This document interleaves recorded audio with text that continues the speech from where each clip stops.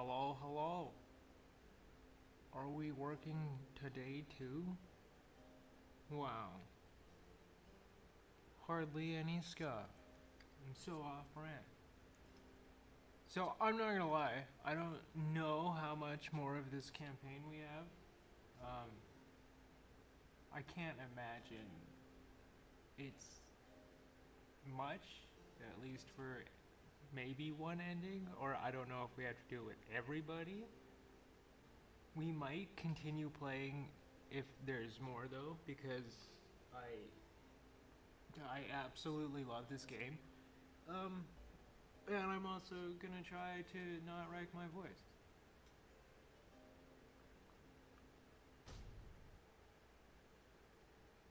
All I needed to do was not give the imposing guy the deep voice, and I would have been fine. But I had no idea he was gonna be doing the majority of the talking. Oh, speaking of voicing, uh, actually, ooh, what's it? Wait, what is it? Did we see this last time? Oh no, it's a keep trick from the shore. Does that have an X button on it?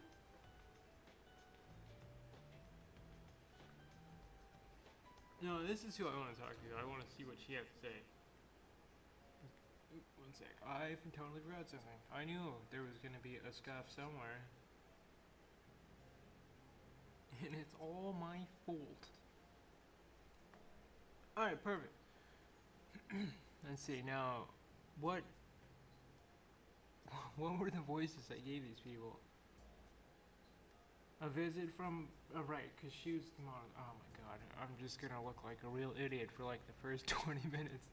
Or probably like the whole time, but more so in the first 20 minutes. A visit from my favorite reader. What is the occasion? Oh, we can ask her what's on her mind. Alright, well, see you later. I thought for sure she'd have something interesting to say after we sent some guy to heaven. Or to the, not heaven. Out of, we released him, we pardoned him. In spite of the late hour, he finds I minding her own business in the wagon and talking to herself, or rather to the wagon walls. But most of all, I think I'm going to miss his little chirping sounds. He woke me up with them sometimes. He kept waking me up. He sure was a good friend to both of us, right, little brother? Why, you knew him even better than I did. Much better, I should think. So you must really miss him too. She spreads her arms against the wall. I understand. I do. Those drive imps up there, they seem very sad about this too. Or maybe some are happy? I don't know. More food for them to share, and they liked food. Tizo sure liked food. I wonder if he'll like the food at home. It's very different, right? And so maybe he won't, but he eats almost anything. Oh, this must be so exciting for him. And I know that the scribes, they shall be watching over him. Still, I think maybe they love him best of all. I cannot wait to hear what he thinks of it all. And I think for sure that he will help with Mr. Sandalwood's big plan. That's the great thing about Tizo, little brother. No matter where he goes, he always helps. She bounds off without acknowledging your presence in the least. You sense that she has found some peace despite now being separated from her little friend Tizo. You hope by now that he has found safe passage in the Commonwealth.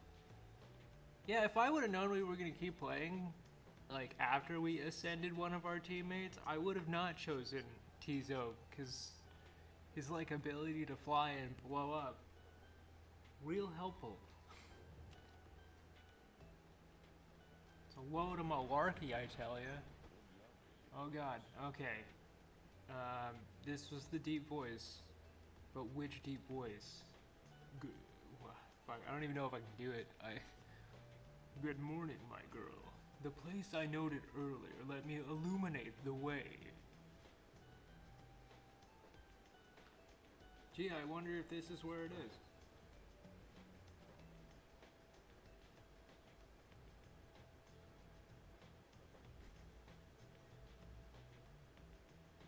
Wilfred leads all of you into a calm and quiet clearing tucked away inside one of the mountain's hidden folds. All about you, you see a variety of strange items and equipment. Bide your time. Isn't that what we're all doing? Oh, great. He's gonna do more talking at us. You find Wilfred seemingly lost in thought, but then he turns to you. Greetings, reader. This wagon and I, we've many memories together, and I could not help reliving some of them just now. I suppose some aspects of my past may be of relevance to you, given your role. If there is something that you wish to know, you need but ask. Oh god, I want to know what he did. Oh, actually, I want to know about the minstrel. I like the minstrel. He's probably my favorite character. You ask Wilfred about his history with the lone minstrel, whom he seems to know quite well. Tarek was there with the Nightwings when they took me on. His manner has always been much as how you've seen. Although he is somewhat more cheerful now than I recall back then, if you can believe that. I think our plan has sparked a little fire in him. He serves the Rights and the Nightwings. I've tried to ask him of his past before, but he seems rather reluctant to speak of it. Though it is plain that he's not from around here.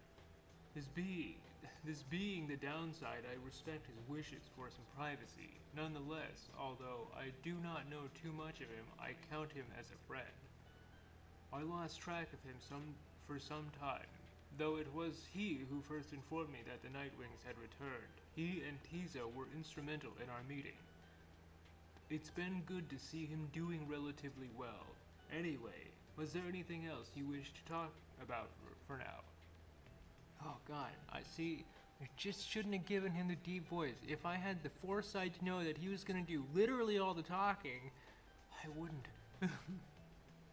But I was a fool. I was arrogant. My hubris! You expressed interest in knowing more about how the Nightwings came to be here and Wilfred's past connection to the group. I have been connected to the Nightwings almost since the beginning of my days in exile. They found me in a manner as I understand quite like how Hedwin and the others found you. Back then, it was a smaller group than we have now. I joined an exile called Erissa and another known as Oralek. Huh. These guys seem cool. Once in a while, we let little Tizo stand with us as well. He is rather older than he looks. The other I forgot that fucking word, oh my god. It's gonna haunt me forever. I just should have studied it over the weekend and been my homework. We stood against. They feared us. Only the Tempers presented any threat to us in any given right. But there was a terrible accident. Erissa, we lost her, and Oralek, he was my friend. He fell from Mount Alodia. We lost him as well. On the night when he was set to be free, we were reckless, hasty, and I was powerless to stop any of it. I blame the Rights themselves, the circumstances that put us into the danger. The downside has claimed many lives, yet it was too much. I vowed never again to don the mask and the Rymans. I had the black wagon cleared and buried, such that it could not be used again. If the Nightwings would rise again, it would be under different circumstances, under new leadership, and towards a different purpose. That is all I wish to say of this, my girl. Only a little bit more. You asked Wilfred about his past with the Commonwealth, and how it is he came to be in the downside. How rather forward of you, my girl.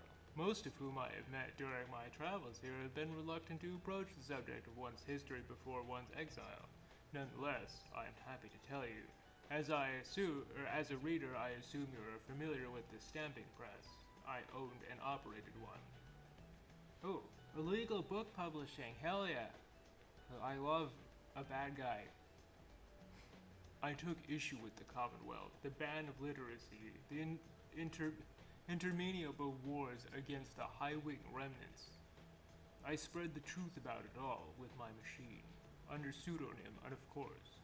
Still, I knew I was putting myself at risk, and sure enough, my stamping press was eventually discovered and burned to the ground. I, however, managed to elude capture for a while.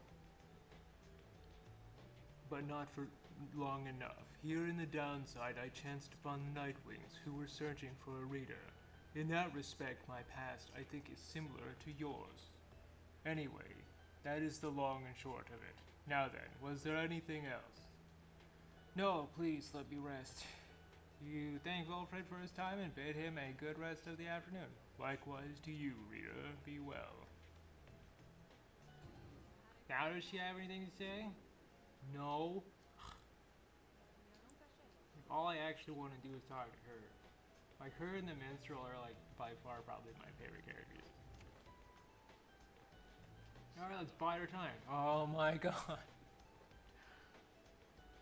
Everyone, the amenities are modest here in the Moonlight Alcove, but I suggest that you get comfortable. We may be here for some time. As for myself, I have some business to attend to. Please leave the wagon in my care for now. It shall be ready when you need it next. From the mountaintop, you can see all across the downside is an impossible expanse staring back at you. The thought occurs to you that you may never see another land besides it. Well, I mean, it seems very varied, so maybe it's not so bad. And so, you and your companions wait upon the mountaintop in quiet solitude, anticipating when the cycle of rites begins to turn again. Then, you shall have another opportunity for free one of your own. You earn back their freedom, one by one. Many moons pass, then one evening. May I have a moment, Rita? The lone minstrel finds you poring over the Book of Rites, as has been your... leaning through your stay at his abode. Begging your pardon, but there is something you may wish to see. Please follow me. You follow him into the cold night. Look forth, Rita, madam. The stars shine like you've never seen. Once more the path towards salvation is revealed, but now something is different. Oh, hey, there's like a black hole.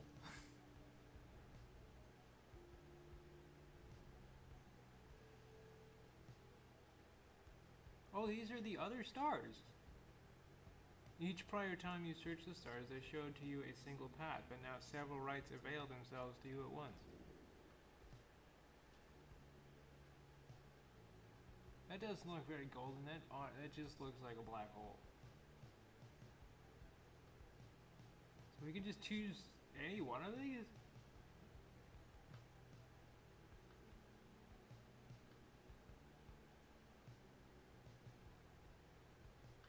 But I'm not good with choices. I'm quite bad, actually. The silver star one sounds really cool, and it's actually purple, so I think we'll go with this one. Oh, no. Oh, we're not permitted. Not permitted. Oh, okay. Whoops. I actually am just an idiot, so it's just these three with the big glowing circles.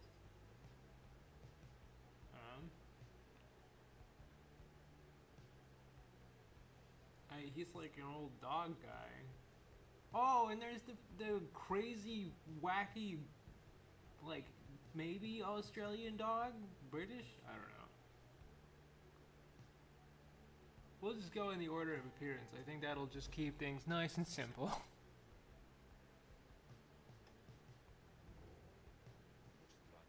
The stars urge that we go to the Hulk of Oars, a long way off.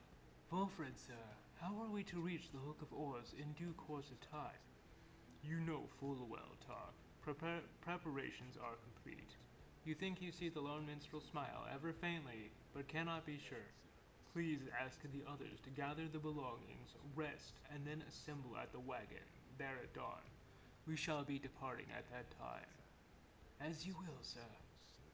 The cycle begins anew, and the years advanced. You'll find there ought to be fewer rites this time until once more we are to traverse the Scribe's Gate. Exactly how many, it is difficult to say, but our next chance at liberty ought to present itself much sooner than before, so let's be ready for it. Now then, see you in the morning, Rita. Your companions have not traveled far from Moonlight Alcove. Word of the news soon spreads throughout the group.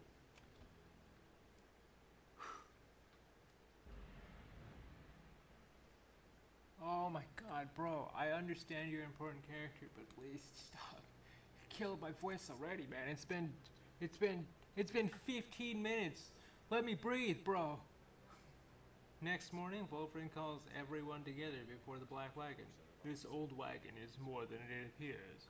With Bertrude's aid, it escorted you across the sea to me. Now it shall escort us anywhere the stars require. Come and see. Oh my god, do we get an airplane? Is this the airship arc? Something has changed about the wagon's interior. What looked before to be old cracks and signs of age now expose various intricate components once hidden away from view. You are the Nightwings. You should travel in their customary way. Oh my god, we are gonna fly. I'm so excited. He turns to you, indicating levers and devices marked with symbols from the book. Now, Rita, whenever you're ready, you may take us up. I'll show you how. And everyone else, hang on to something. Bro. For real? Oh my god. After having soared in the sky, the black wagon remains aloft somehow. By the Underking! Impossible. Ah, by the scribes! The Nightwings sail the skies again. Wheresoever the stars may call them, there is one catch. The downside provides few locales suitable for landing. It is. It's just the Final Fantasy airship. Hell yeah. Though we should be able to find at least a couple landing places near where we are going, we'll then make way by land or sea towards our destination. Now, without further ado, let us proceed. Nice. Oh my god, we actually get to like move around. How cool is that? Wow. Probably shouldn't be as impressed by this as I am, but like, oh my god. What is it? Can we... Ah! Oh my god, it's Tamitha! Sisters, we are under attack. Hold, no, we're merely being mocked. By none other than the Nightwings. Mock us all you wish, then wastrels of the common... Ooh, god, that's rough. The sight of you, in that utterly outlandish wagon, your mere existence is an affront to the act of flight. Would that my sisters and I could soar tireless and free, as we once did, but nay, we must resort to such ignoble means of travel, such as you. Now stay away from us, lest our vengeance should extend beyond your commonwealth and become much more personal in nature. Ah, no, wait, hey, I didn't actually mean to crash into you. I just wanted to see what this... Oh, that was Sandalwood's grove. Ah! Oh god! You can hear the angry hissing coming from... Oh no, not you. You think mayhaps the skies belong to you? Foolish! The skies and everything above them and below belong to the astral born. You shall be smitten from his high skies on his awakening. Now be gone. It's okay, at least he didn't have a lot to say. Best to avert your gaze from the Isle of Calamir. For even the scribes themselves avoid this place. Let us fly on. That's vaguely on. Oh, there are other wagons. Oh, that's kind of cool.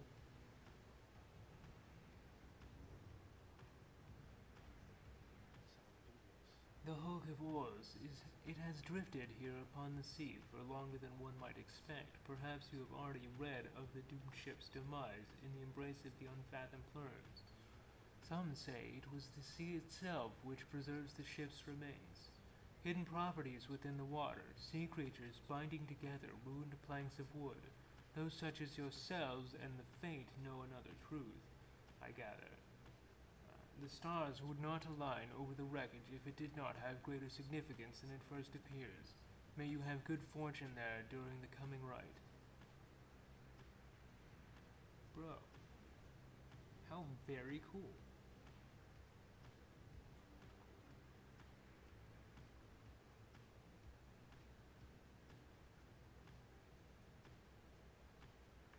Ooh, riches. That might be good.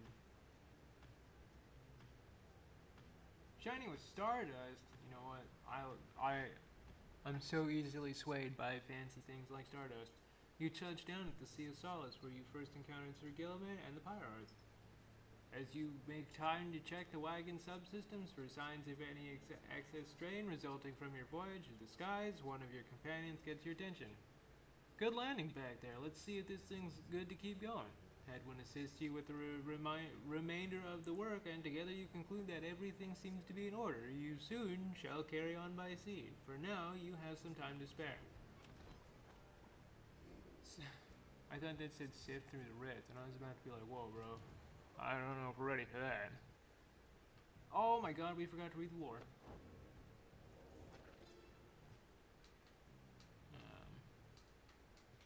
Oh my god, how much new lore is there? Once I too roamed free. I remember well those days in which I was called Chief. Was it Master Chief? I love Halo. I traveled all the world over on my 4 good paws, and I was well adorned. Adored? Yes. I want to grow stronger. Here at last I have. I shall not mince my words. This place shall either harden you or kill you. It shall haunt you with old memories. You share the exile's plight. My charge is to alleviate the sting of it for you a little bit, and to prolong your stay, but only for as long as needed. Your charge is to return. We call this place the downside for a reason, but in time here you can learn to eat, to seek out shelter, and to find certain beauty in unlikely places. How very nice.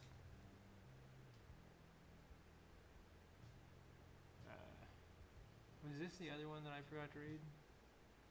How many nations did I scour in the name of Salia Mur?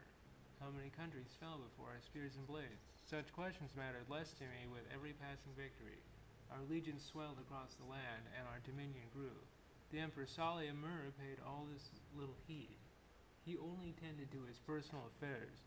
Our legions relished the autonomy.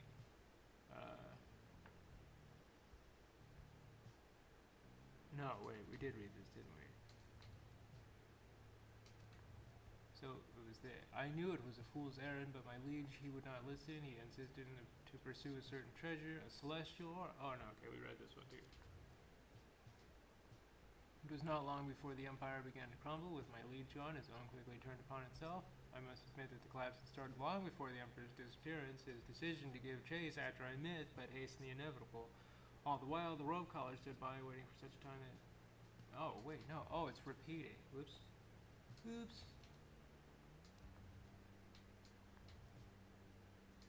Okay, so this is the last one.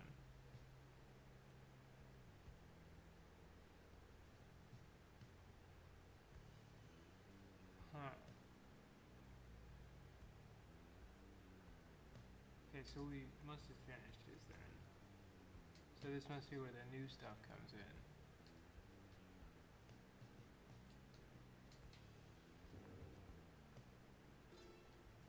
There's like a bunch. Years upon years we spent distilling life essence from many things, which all once withered under the auspices of their mortality, which we ourselves cut short. In this we have no regrets, for we learned much, and so we think did they. We earned the title Witch, and we were forced to flee into the downside. Here we encountered Salia Mur, and soon we gained an understanding of each other. He bade us circumnavigate these lands and catalog our findings. We felt a strong desire to expose the secrets of this land. He wished to yield benefit to those who followed our way. Indulge us both there. Beyond a shallow, sickly gulf, our voyage grew increasingly forbidding and much harder to explain. How could a sea exist here at the bottom of the world? He could not deduce whence sprang the carcasses of ancient sailing ships we found throughout the sea of solace, though the warnings that they signified were duly noted. It was here we first met Ors, called the Underking, who brazenly assaulted our small skiff, for we had trespassed into his waters. But then the Underking relented, for he witnessed Salia Mur in all his doom and glory, and soon he would side with us. Then with the Underking we sailed forth into the tempest beyond reasoning or measure. Wow, okay, I didn't know we were gonna get like an entire lore dump. Gaining the summit of the sacred Mount Alodiel involved no small amount of sacrifice and sorcery in varying proportion. The mountain's energies were palpable. The sensation that we felt indescribable. The lands we stood upon were closer to the stars than to the world we knew. It was upon this highest point in all the downside that we first made efforts to concoct this tome which we now read. It was there that we were stricken with a vision of the cycle of the rites and felt together for the first time a sense of freedom unlike any we've experienced before. But this is a subject which our comments shall illuminate in greater detail. Okay, so that was it. Do you feel kinship with the stars? You owe everything to them, perhaps one day even your freedom. I chased the stars across the river of my genealogy until they led me here. I demanded that they explain to me the paradox of knowledge. Oof, that's a tough one, bud. For how is it that something can be shared but still contained within ourselves in its entirety?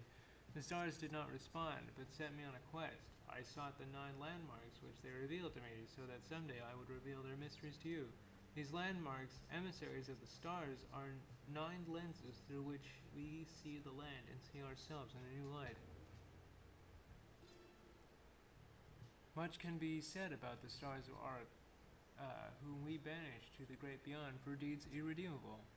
Suffice it that the details of their banishment are written in this book. The sisters and the book became inseparable, not unlike the stars, their light and the infinite darkness that engulfs them. The stars communicate to us, and you in turn. The words within this book are but an edifice, a simple surface. Look past the text to the hidden meaning, to the hidden power. The stars above, as they are not mere lights, these are not mere words. If you chance upon the sisters of the arch, is it arc or arch, or does it matter? Within their prison here, give them our thanks. Oh no, they're in the book. I don't know if we should keep reading this, dude. I think this might be dangerous.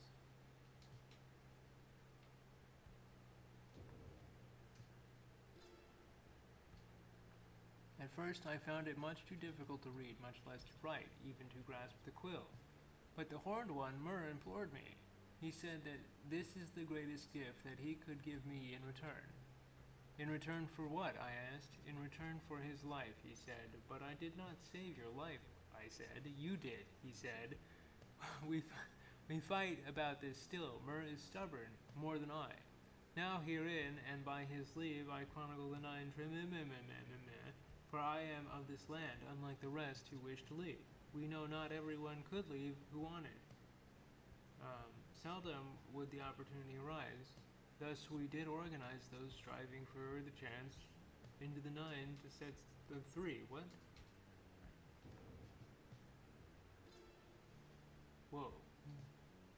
We, the 8, assembled here together in the downside, and we gave our freedom so that you may have yours. It is an exchange we have not lightly made. It is my charge to ensure you that you should you regain your freedom, first off recognize its qualities and also use it wisely. You do not need a pair of wings in order to be free. My own wings, I once thought that they could take me anywhere, and then they took me here, where I am bound. It is your charge to be free, and not to make the same mistakes. Spring from here, and learn from what we did, and build a new and great society. A free society with wings spread wide for everyone.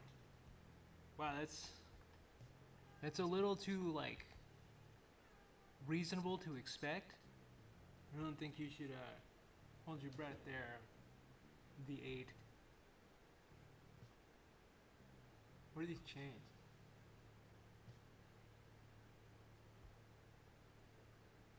Oh, are they just the old one? Okay, never mind. Oh, are these fireflies? Oh, cool. Sir Gilman is shivering there after the Black Wagon's main voyage to the sky. Oh, that's right, he's afraid of heights. Master Reader, this knight is very, very slightly out of sorts is all. He merely appears terrified, but he assures you that his seeming cowardice is but an optical illusion in this case. Tabitha overhears and joins. Flying's not for everyone, Sir Knight. This knight heartily concurs. though how anyone at all can stand it, he has yet to understand. Well, let's see. What's it like to swim in the waters of the Sea Dominion? Ah, the glorious murky waters engulfed in hideous warfare, to be sure, but otherwise a joy to cut across, to feel the coolness of the waves beneath one's gill slits and the like. Though the knight is now accustomed to his life above the surface, flying is just the same, Sir Knight. It resists those of us not born to it. I, in turn, have wondered what your seas are like, but the thought of swimming fills me with disgust.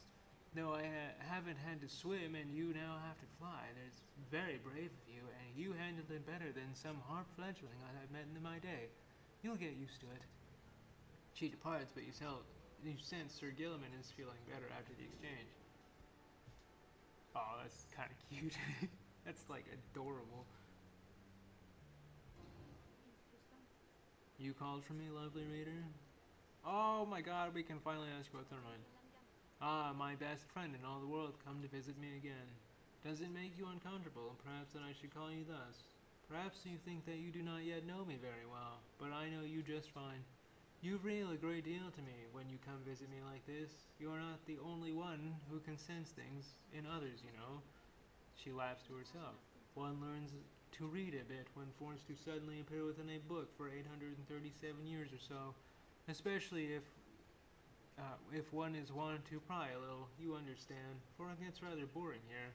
I know all about you, a crippled scholar who vowed to help her friends be free again, only to end up spending all her time talking to an apparition stuck in a stone. Oh, I know all about your loves or lack thereof, about your favorite pastimes, certain habits you may be somewhat loath to admit. Fear not, of course, I use this special knowledge only as a mean to entertain myself.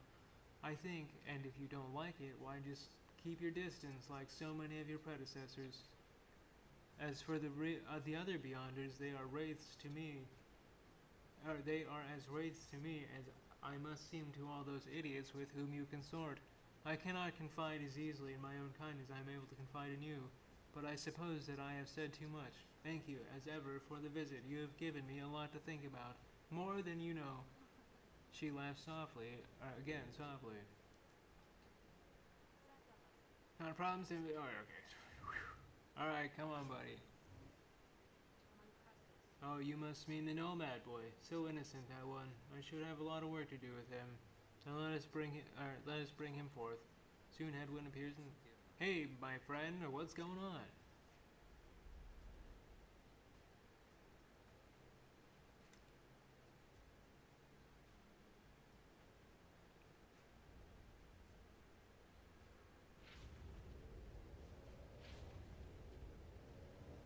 The apparition Sandra appears and unfastens her mask. Listen well, boy. You answered to me here. Understood. You are a fool. Do not talk back to me. Your reliance on your friends is such a burden upon them. Let us see what you can do without their aid, save for that of your lovely reader there. Uh-oh.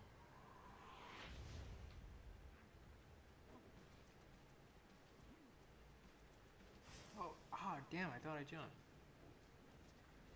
God darn. Whoa, whoa, whoa. Alright, we're off to a meager start. Got him. Whoa, he was so fast. Oh god.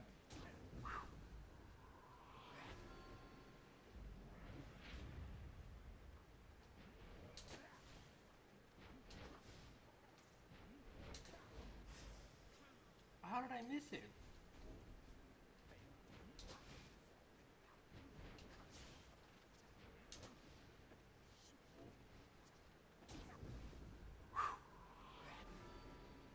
This is going surprisingly well. I'm scared. Oh, okay, I deserve that.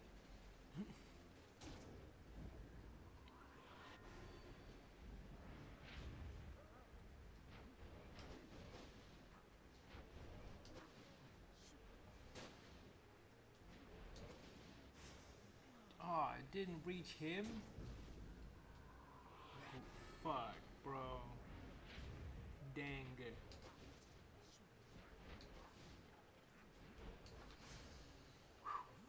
Oh god, that was close.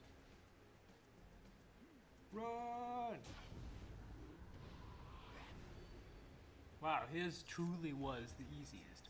By like a lot. We did it. It seems you did indeed, boy. Your performance was sufficient and you passed my test. Thus congratulations are in order to you and your lovely reader. Now farewell.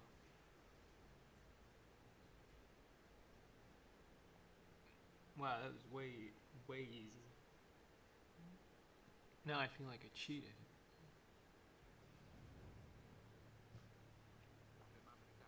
Good to be back after all that. Say, what's that you have there? What is this floating rock? Greasestone? Exhibits a fragrant discard for natural lives, thus providing light and entertainment. Nice.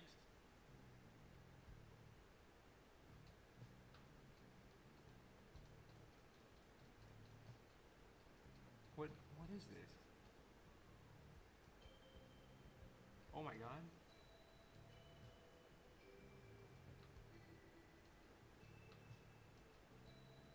Wait, come back. Oh, I broke it. Oh shit, we can get drunk. Oh, was Pamitha notices that you with her bottle of moonshine. Drink up, by all means, darling. Nice to find a girl after my own heart. She moves in close and lowers her voice. Let me tell you a little secret. That bottle there. It's enchanted. Never runs dry. Ever. Believe me, if it could, I would have known by now. Apparently was some spurned old bog crone. What? That once tried and tried to make a never-ending poison, but kept failing utterly until she threw away her life's work in disgust. I fetched it for a good price for it. Decided to take a swig one day while on the hunt for Tabitha when things weren't going quite as well for me as they are now. You understand? Turns out the stuff is pretty good. Consider it for sharing, darling. Just everything in moderation. So on. She takes a drink herself and brushes past you. Oh, wow. Felt some tension there. Does this happen with everybody that we touch? Like if we...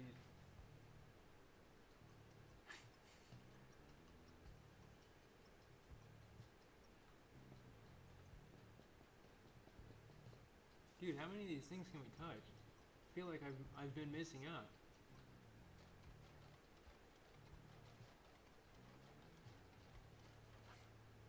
I want more interactions, please. Oh, okay, we no, no. We'll do that later.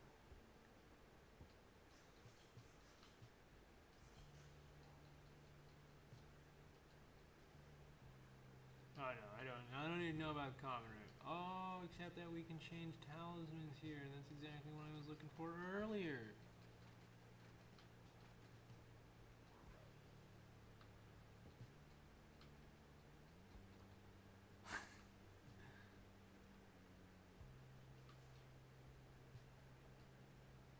Oh god, no, I think we broke that one. Is there anything else to touch?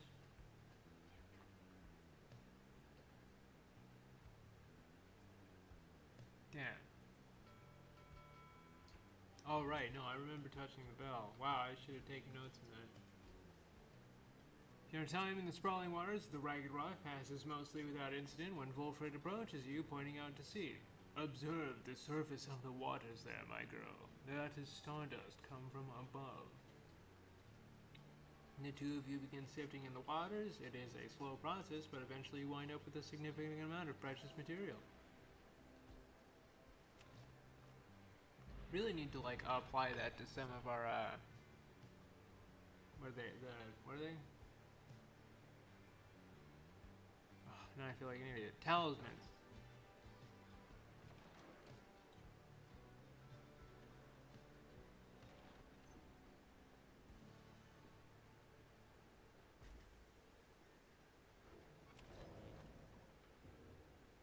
Oh goody, more pages and talking. God, you just gonna give me like a second, bro.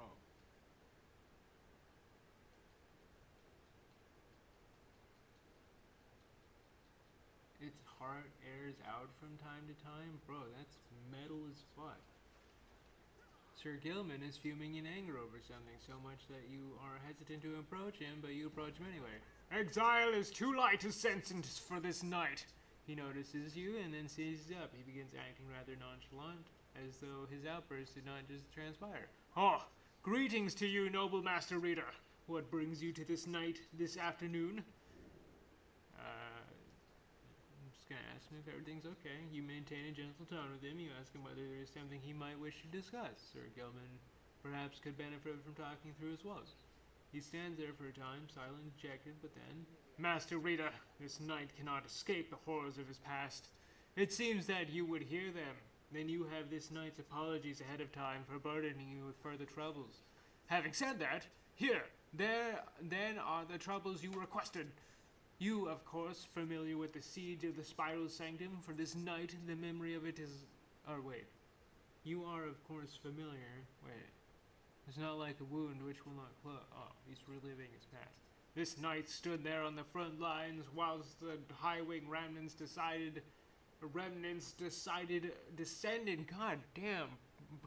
I swear I can read.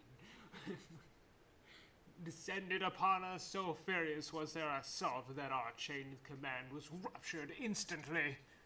We of the Sea Dominion will require orders to perform our duty. Without such orders, why, we surely made a very easy target there that eve. One by one, two by two, they picked us off, becoming bolder, some of them shrieking with laughter all the while. This knight saw his comrades cast aside like sea flies. How this knight survived, he does not know for certain even now. Perhaps it was that he attempted to pursue and to detain his own knight commander, whom you met when you first met this knight. That cursed deluge, if not for his craven cowardice, the Spiral Sanctum, it might have held at least a while longer, but instead we were routed, rendered spineless both in form and deed. Sir Deluge was first to turn and flee as our chain of command crumbled. As for this knight, he failed to catch his knight commander. He must have looked a coward too. Thus came the time for penance, and this knight, why, he insisted on the only course of action reasonable. He insisted on the sentence of the downside. And as you can plainly see, this wish was then fulfilled. How absurd that he should re-encounter his old knight commander here soon after. Thus did this knight become obliged once more to Sir Deluge. We took to the waters in the Sea of Solace, where soon we met the Pyre hearts, exclusive to our kind. It was plain to see that we lacked wherewithal, and Sir Deluge, they thought he could provide it, the leadership they sought, and his was too much of a coward to decline. As for this knight, being of the Sea Dominion, he had little choice but to comply, or so at first he thought.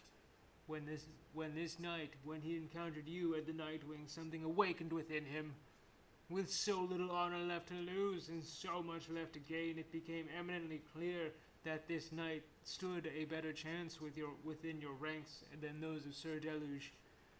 And there is little left to say. This knight cannot escape his past, and yet he chooses to believe that he was spared that day, not merely by coincidence. Perhaps under King Oris yet has plans in store which this knight may play a part. This knight, he clings however vainly to that hope. He slithers away, his head bowed low. It seems best to leave him be for now. You sense he feels relieved at having shared all this. Wow, that was a lot.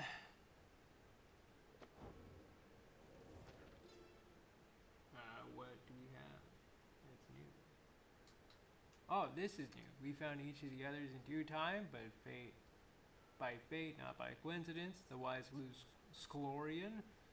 I'm gonna call them loose scoliosis. Wolvis? My cat is at the door, but I can't. He's like one of the ones I absolutely can't let in, because if I do, he will destroy my desk. Yeah, that's right. Yeah, he's upset now. Wise loose scoliosis stood among the trees, gazing at the stars, expecting us. The wild witch Milithe was so enthralled by my liege's utter transformations, she stayed her sorceries. Blessed-born Triesta swooped down upon us, but to warn of imminent attack. The maned Yormuir, thus intervened and shared with us his humor and his hunt. Even the Underking Ors himself sought out an audience with us. Thus we became the Eight and journeyed together. Wait, which one was the new one? This one. Okay, Dazraban was the first of many river ships to vanish in the downside. Although presumptions of its loss were not inaccurate, the doomed ship and her valiant crew had charted half the Sea of Solace ere the end of their brave voyage. The sea titan, unfathomed Plurns, was not fond of vessels sullying her sea and split the doomed ship with a single swipe. The ship's own shattered prow would later end the Sea Titan's cruel reign, as the boastful Underking loves to recount. The stars themselves must have been moved by this. That point within the sea, now sacred, has the stars dancing in homage every now and again. That was page 69 too. Very nice.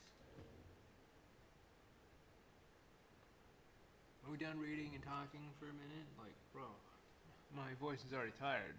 It's not even been an hour. Hey guys, I noticed that your little imp pal, he ain't with you anymore. Is he okay? I heard the wildest thing, that he somehow got out of here back to the other side. I'm like, why would an imp want that? You know what, bro? You may be right, but also let my little guy live his best life. God damn it.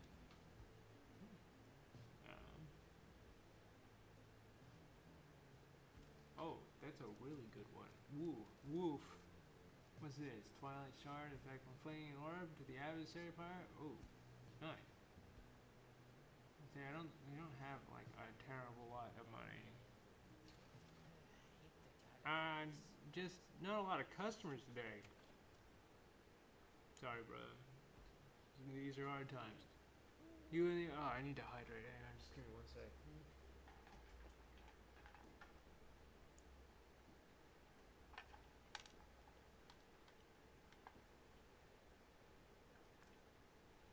Sweet water. You and the others are busying yourselves for the commencement of the rite this evening when you notice I behaving strangely, more than usual. Maybe he's here. I mean, I think he has to be somewhere nearby. She notices you then. Oh, I'm sorry, miss. I think maybe my friend is here, and I was hoping to say hi to him before we had to do the ceremony with the starball. Oh, is this the kid she talked to, like, in the second rite we did when we first met her? Wait, that's him, my friend. He's here. Just then your adversaries, the Fate, arrive on the other side of the Hulk of Wars. They begin making necessary preparations. Zaya rushes over to them before anyone can stop her, even as the stars above start shining through the darkness. Wow. Damn. You're gonna make me feel bad about that. Like, she very clearly just wants to make a friend her own age, and they're just gonna make you feel bad about it. Very cool game, very cool. I love having my feelings hurt. You bet, Mr. Sky Person. Because the cycle of the rites begins anew. Perhaps you'll liberate another soon enough. Your chosen adversaries here shall be the Fate. Reduce their flame to ash, just as you did when last you met. Okay. Now, who exactly shall oppose them? Well, I can assume that Zaya is mandatory. Oh, hello again. Hello. Why, hello indeed, young one. We are the Fate, and once again we hail you and all the Nightwing. Oh, this is the cool old dog guy. I remember him now. Thanks. I was wondering, may I speak to your son? Why? I do not see why not, but let me see here. Almer, where are you? Begging your pardon, young one, but my son, he is not always punctual, you see. Hold, I shall go and fetch him. Oh, okay, I mean my friend, I hope that he remembers me. You? Wait, where's father? Father? Oh, hello again. Your father, he went looking for you. Did you not see him? No, I did not see him. This had best not be some Nightwing trick, or else I'll. Ah, there you are, Elmer. Or our cordial adversary wishes to salute you, I believe. Oh, that's right. I mean, here, this is my salute. I am saluting you. It's nice to see you, and may the scribes watch over you, okay? I want them to watch over us as well, but maybe just this time, or not just this time, but this and other times maybe. Then we can watch over all of us, okay? The two of them stand to watch as I skips over to rejoin your group. An unusual sort, that one. She is. She is about your age? Oh, hi. You wily old mutt. That is really cute, though. That's like, we're definitely one of those, it's okay to have a little bit of hope in the dark times kind of thing. Like, damn, bro. I bet they're gonna use that to hurt our feelings later. I guarantee it. I pray that all our training since our last encounter shall not be in vain. You sense Dalbert speaks the truth. The Fate are more capable than before. Do not underestimate them. Now let us get started.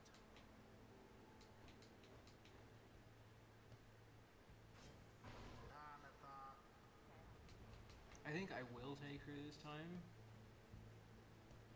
Because not only was she like important to the plot, but I think the jumping is going to help with this map. We'll take Mr. Firm Guy too. He doesn't have a talisman? What? I'm a fool. He should have one. Unlearn any. Oh no. Perfect. Take that. Oh, that was Tizo's. Tizo isn't here anymore. Sir Gilman. This knight can think of none so honorable as the Fate, excluding present company, of course. Steel yourself, Are you prepared to face your adversaries once again? Always, Father, let us prevail here and now. Let us do so indeed, my son. Dude, I'm gonna go touch the shit on that ball.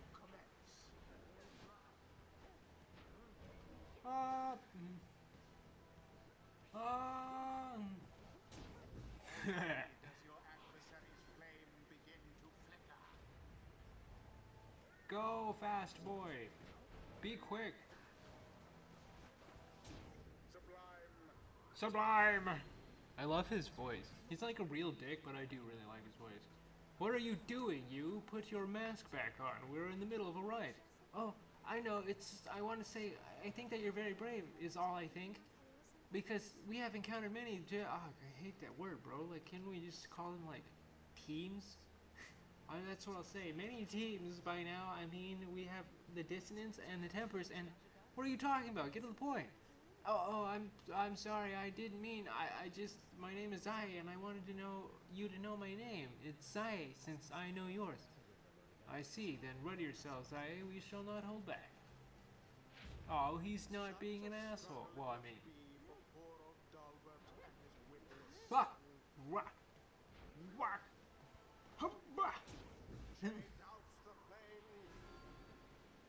Yeah, her jump ability is really good for getting through. Wow, when that buff said that she flew faster, she really flew faster. I actually like straight up didn't even realize that I died right there. Wait, no, please. Yeah, I deserve that though. I got arrogant. Ah, well, I jumped. Oh no, I didn't. I pressed. That was not the correct button. Sorry, bro. Oh shit. Oh, I see what I did. I accidentally ran right into him. Like a gosh darn fool.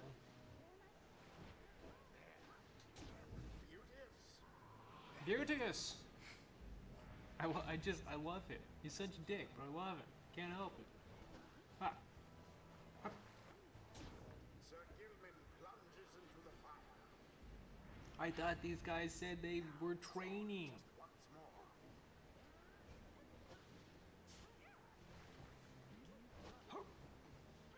Oh, fuck. Quite foul for the night. Uh-oh. Uh-oh. Uh-oh. Uh-oh.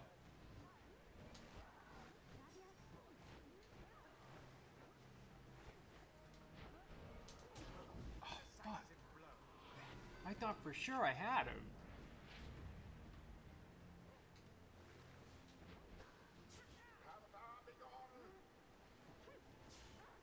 Oh wow, are you?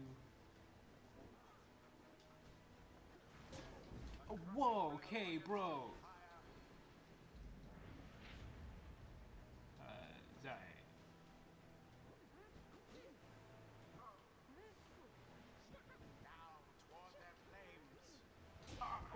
Got it. I knew that jump was gonna come in clutch for this map. I didn't know it was gonna be the winning shot though. Yeah, no, we did barely just scrape by that one for sure. I am not afraid to admit that. I really fucked up at the end there. Wait, I'm sorry, I just wanted to apologize, I think?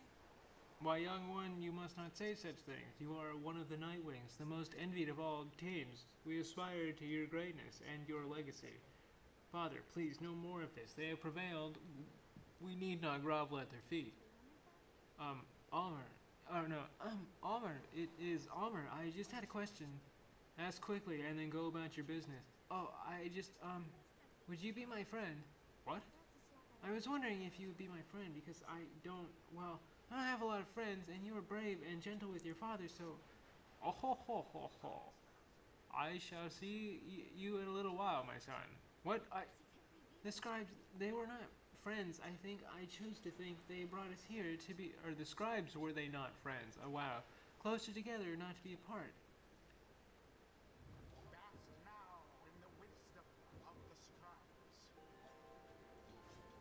Nice. The 8 scribes, they inspire me, and now I feel that I've grown somehow closer to them, maybe. Okay, let's see which one of your broken abilities we can get. Brief charge up time before Zaya can cast her aura is greatly reduced. Wasn't hers already pretty quick? She's got slow? Oh, both of these are so good.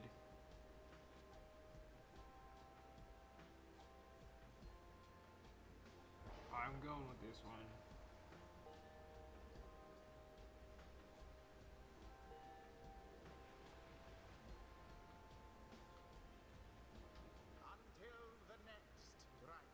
Until the next right. I wish I could get that inflection. I'm so jealous. Oh boy, are we gonna do more talking? You return to the wagon after you and your fellow exiles defeat the Fate and find Wolfred waiting for you there. Well done back there, my girl. You are serving your companions well. Now then, I have something that I wish to share with you if you've a moment. We've discussed the plan, of which we're all a part. I have means of measuring your progress towards the goal of it. I'd like for you to have a look at it first. Or no, first let's determine where the rites may take us next. Look forth. I expect you shall again see several shining stars where you once saw but one.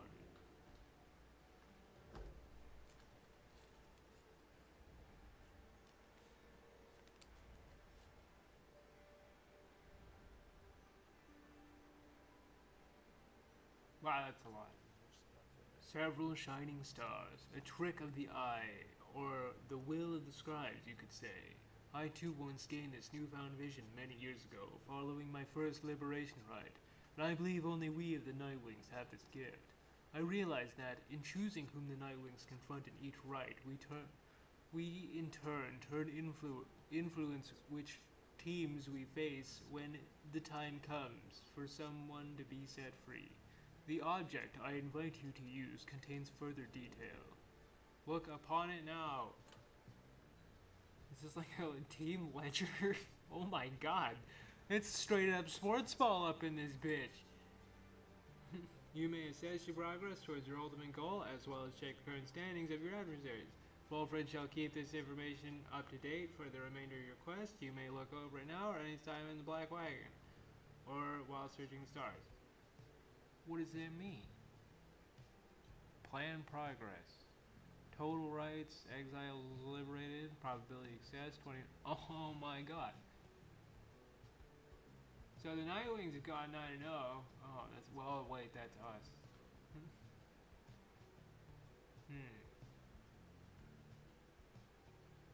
So these withdrawn guys, I feel like we could really just kick the shit out of. Interesting. So this is like straight up like sports ball, like for real, for real. But I'm playing it. Oh, it's the crazy worm night. Let's go over here. I want to beat up the worm guy again. For our little buddy. Gilman. It is this night to understand that we shall soon confront Sir Deluge in the Pyre Huts once more. Then this is to be the most exciting time. This night's one-time commanding officer. Imagine, if you will, a worm without the slightest trace of bravery.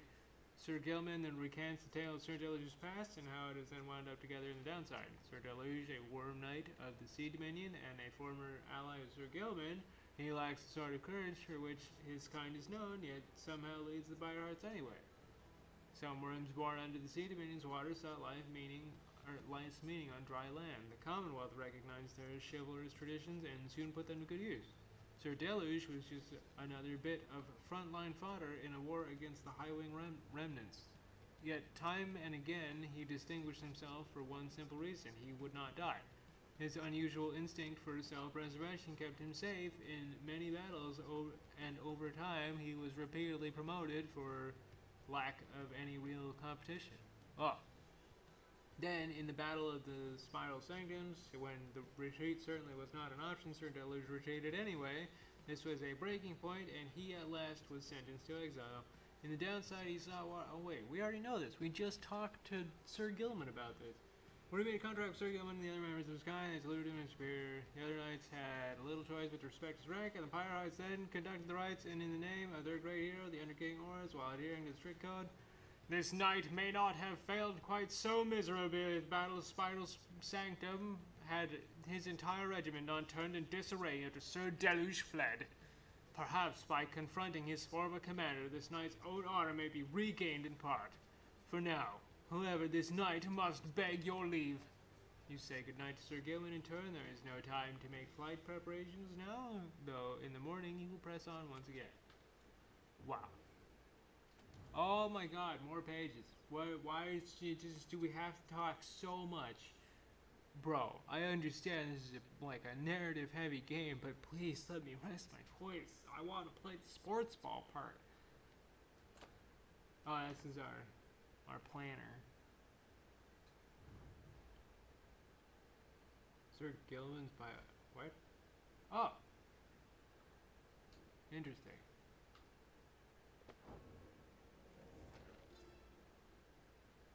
Yeah.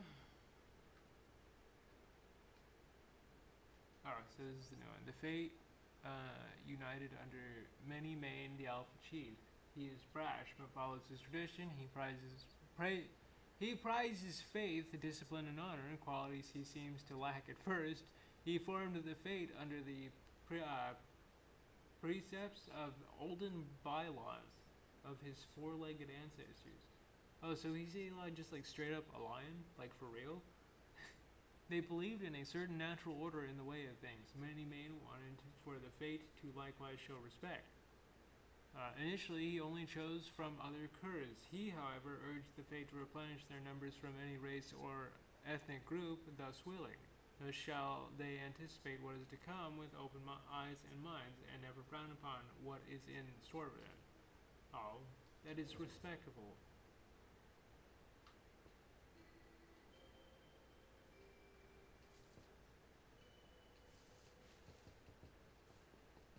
Is there something in here? Do I need to be like concerned about something in the hay? Alright, Jabberjaws, break me down. Zaya seems very happy about something, and has been chanting softly to herself. On closer inspection, however, she seems to be engaged in conversation with the wagon wall. So after the rite, I think he said to me, farewell. Can you believe it, little brother? He said that, and then he left to go find Mr. Dauber, who went on ahead. And so I think that maybe we are friends now. Do you think so too? We have a lot in common, don't we? Friends are supposed to have a lot in common, right? For instance, we're both fighting for those we care about. for those who helped us when we needed it. Is that not so? He is very lucky to have met Mr. Dalbert, isn't he? She falls silent for a time.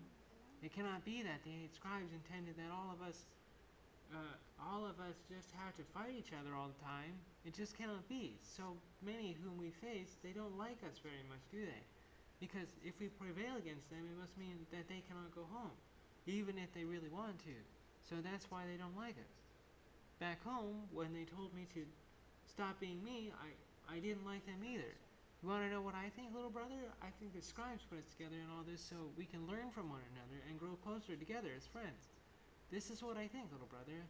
And I told them so, and maybe next time I see Almer and Mr. Dalbert again, they will be happier to see me then. She bounds off, noticing you as you go. Hi, miss. You sense some burden has been lifted from her, and her knowledge of the rites, however informal it may be, has crystallized into a deeper understanding. Oh, her hope increased permanently.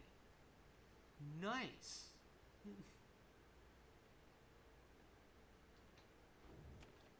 At least they make the conversations genuinely beneficial.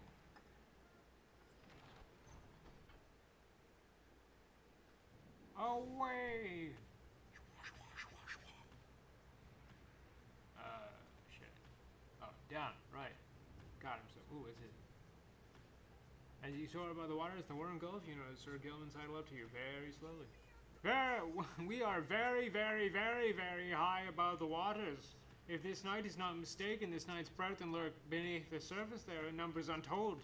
Fortunately, if we were to come crashing to the surface now, then this knight, why, he would receive a watery burial. It is the custom of his kind. Thanks for your vote of confidence there, Sir Gilman. I appreciate it. We should just call them lemming. I think they're supposed to be based on lemmings.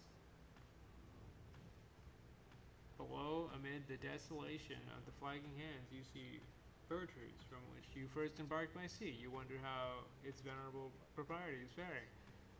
I am certain that Big Bertrude must have left a strong impression on you all. She is not easy to forget. I've known her since before my exile, or hers. She's been here a long time. I've sent my agents to repay her for assisting you. And... oh, excuse me, God, talking that voice is... I need more oxygen. And to send out her regards. The old wagon must have been in need of some repairs. What is? A gloom hangs thick above the pit of Milithae, and all around it you are brave to seek your adversaries here again, reader. Many in the downside believe it is to be nothing other than a foul den. Then take the tales of Yislach, I forget how they said that, Yislach, Astralborn to be mythology, embellish the retelling over time. You have met others such as which Umidime who believes otherwise, although whichever their beliefs, I know of none who would go near the place unless the stars demanded it. Thus shall your coming right against the Pyrites take place in complete secrecy, as always the rites have.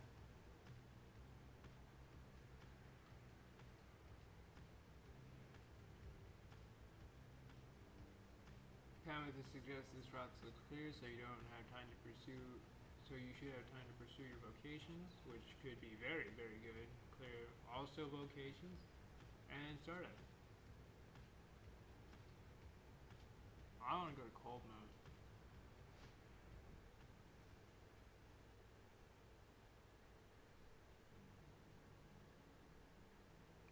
You return to the dismal region known as the Flagging Hands. Straight away you sense the air of dread, yet cling to hope that you can make your stay as brief as possible. You and your fellow exiles have time to yourselves before the day is done. Nonetheless, the dismal environs soon take their toll on everyone. Bro. The Beyond... Oh, wow, another Beyonder thing. And another page. God, when will we stop reading? Beyond the valley lies the Flagging Hands, which could be called a swamp if an entire sea could merely be a lake. Soon after our arrival, several of us fell into a dark despair, such were the environs. I found it rather fascinating, though, it held aspects reminiscent of the southern bogs we dwelt in as a tad. We grew accustomed to the dampness of the air and grew to savor certain twigs and beetles. It can be said that the flagging hands are an unacquired taste recommendable for only those of our same bent, or perhaps the downsides of native imps. The sea surrounded the environs on three sides, appearing insurmountable at first.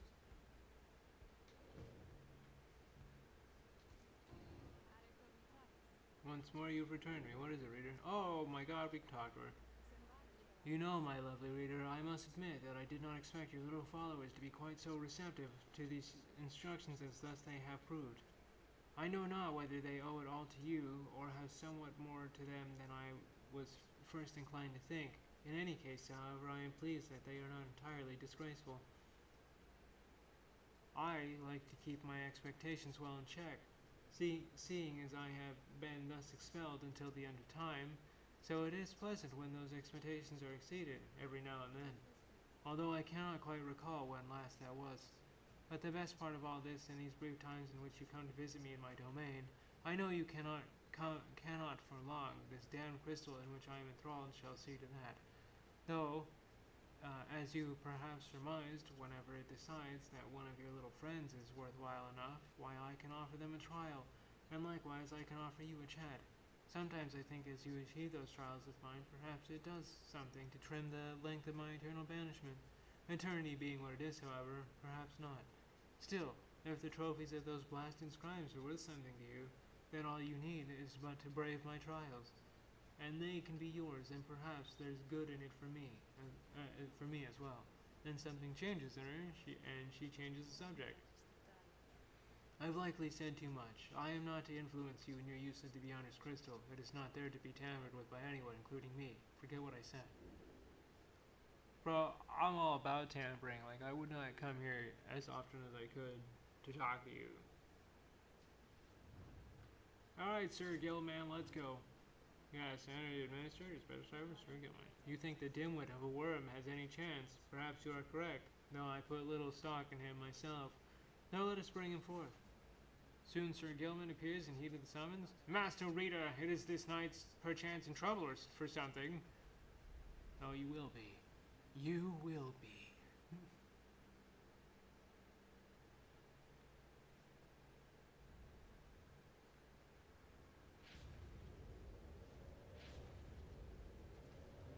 Yeah, Operation Standard appears in a vaster mass. Listen well, Worm. You answer to me here. As you will, Your Highness. Your Highness, I like the sound of that, though flattery shall get you nowhere here. Demonstrate your confidence to me, Worm. You shall have to do it mostly on your own, though under the guidance of your lovely reader. I trust you are prepared. Of course, Your Highness, this knight accepts this challenge. He's so wholesome. Whoop. Whop. Oh, whoops. Oh. Oops. I don't know why I assumed that was gonna work.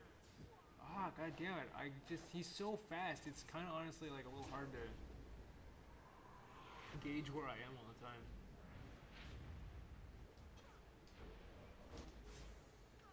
Why did that happen? I'm pressing the button. No, please. Please. Was that Ghost Freak?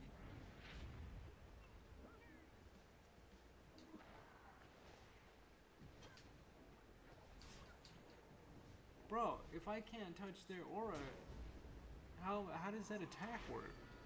I'm gonna lose. This is not it, bro.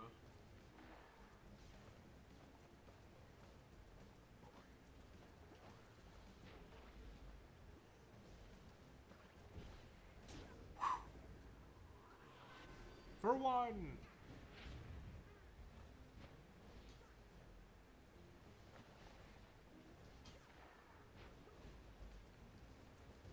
Oh, bro, that was cold as ice.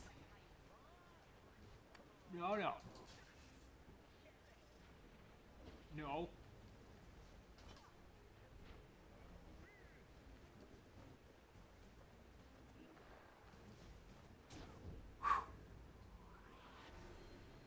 Oh my god, see if we're lucky we can pull this off.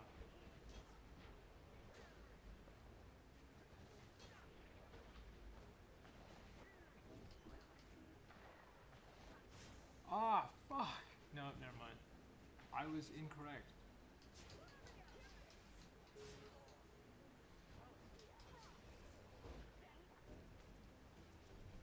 Oh, I got stuck.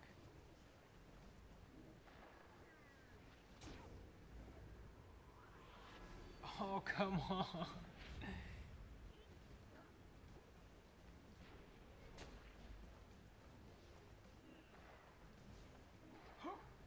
Oh my god, did we do it? Bro, we clutched that up hard.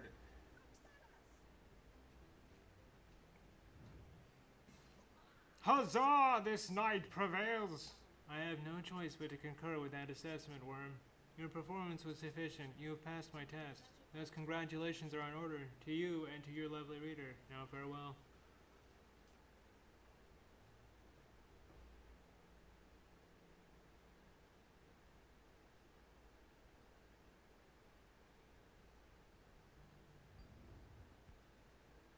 Nice. Master Rita, this knight is humbled after having passed the sorceress's test. What? By the scales of the Under King Oz, what is that you have? Nice.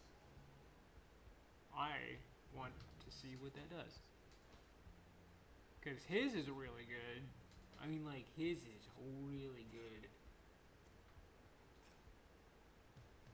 So this is yours. Rank 10, legendary. Jumps farther. Okay, so we'll use jumping more then.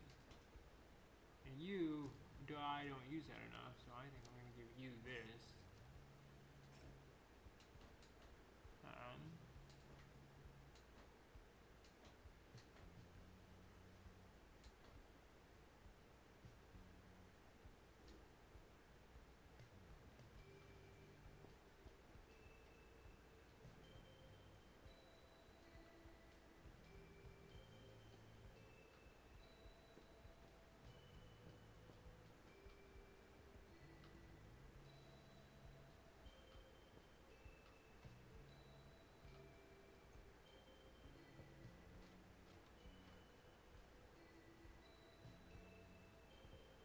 Okay, bye. You meet up with Tamitha, who suggests you go ranging with her all through the with her through the cold moon. What say we fly this one together, Rita, darling? Together you set out and explore the muddy bleakness around the Black Wagon. You find little to speak of other than the desolation typical of the downside. Should probably head back. Don't want the others to get the wrong idea. You and Pamitha make your way back to the wagon. Though uneventful, your search helped ease the burden weighing on you, and it leaves you with time to pursue your vocation.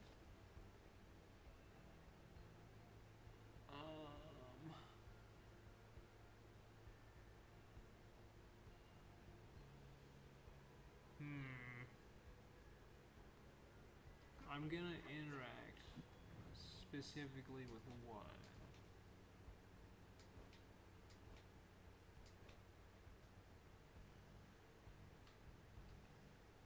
Why, certainly, Rita, darling. How good of you to ask. Pamitha gains a somewhat strong grasp of how to better pass celestial orb through strength of will and trust in one's team, and then throughout dexterity alone. She nods in understanding.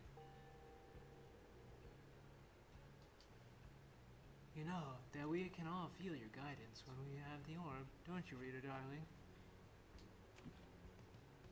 I feel like that was genuinely helpful. Oh, look! More talking. You find Hedwin rather lost in thought about something. He looks over at you. Oh, hey, my friend. All right, so what's it gonna be? He points in the direction of his cooking tent strewn over in the corner of the wagon. One of life's small comforts around here is we get to eat. Not a day goes by that I am not grateful for it, but there's only so much to choose from, whether here in Flagging Hands or anywhere around, I guess. Anyway, I was just having trouble trying to decide what to cook. Just had fire caps again last night, and those never seem to sit that well with everyone anyway. There's no more glopgill, not that anyone but Tizo ever liked that stuff, and I feel like we've been having gutter crabs every day for months, so I'm not too excited about that. This is where you come in. And no consulting books or stars or anything, just you and me. Here and now, what am I making? You decide, because I can't.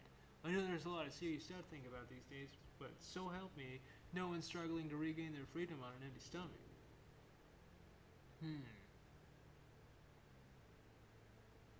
A fillet of slurg? And desperate stay within the downside? A notorious dish that Hedwin has preferred or perfected the upper limits of his capacity to not be terrible? Alright, let's go with porridge. You ask Hedwin that Hedwin prepare another batch of his slit porridge for the group. He eyes you warily as you request searching for any trace of irony. Alright, my friend, never took you for the slit porridge type, but so be it. I guess even after all this time, we still have much to learn about each other. Now lend me a hand here with this stuff, would you? As you assist Hedwin with preparing the slit porridge, the two of you get talking about the past. The reality of cooking in the downside has a way of making him nostalgic. Life on the blood border, Jesus Christ, wasn't much easier than trying to get down here. The high-wing remnants could swoop in at any time. They were so good at picking the worst possible occasions for us. The time they showed up and I was nowhere to be found, I must have told you about that. On the contrary, he had seldom revealed much about his past to you. Well, either way, I don't think I ever told you that much about Fikani. Oh, is this suit the person that he loves? I was writing to relay an order, but she caught me out in the open. She could have had me, but we just stood there, you know? I've never seen anything like her. And her voice, she says to me, you ought to be more careful with your life. And I just say, I'm not the type to say such things, but all I could think of looking at her then, so I just tell her it was worth the risk. Anyway, she spared my life, of course, and now we saw riders heading toward us. I looked at her, she took hold of me, and we just took off. I didn't want to leave her. I didn't, for a while. He trails off for a while. Soon after I came back, I went off in search of her again. This time, though, the risk I took, a lot of people paid for it. The harps attacked when no one was there to raise the alarm. A few days later, Hedwin the deserter was sentenced to exile, and now he's about to cook some slit porridge. Thanks for your help, my friend. I can take it from here. See you shortly. He heads out into the afternoon. You sense he feels more at ease after having spoken with you. +2. Nice.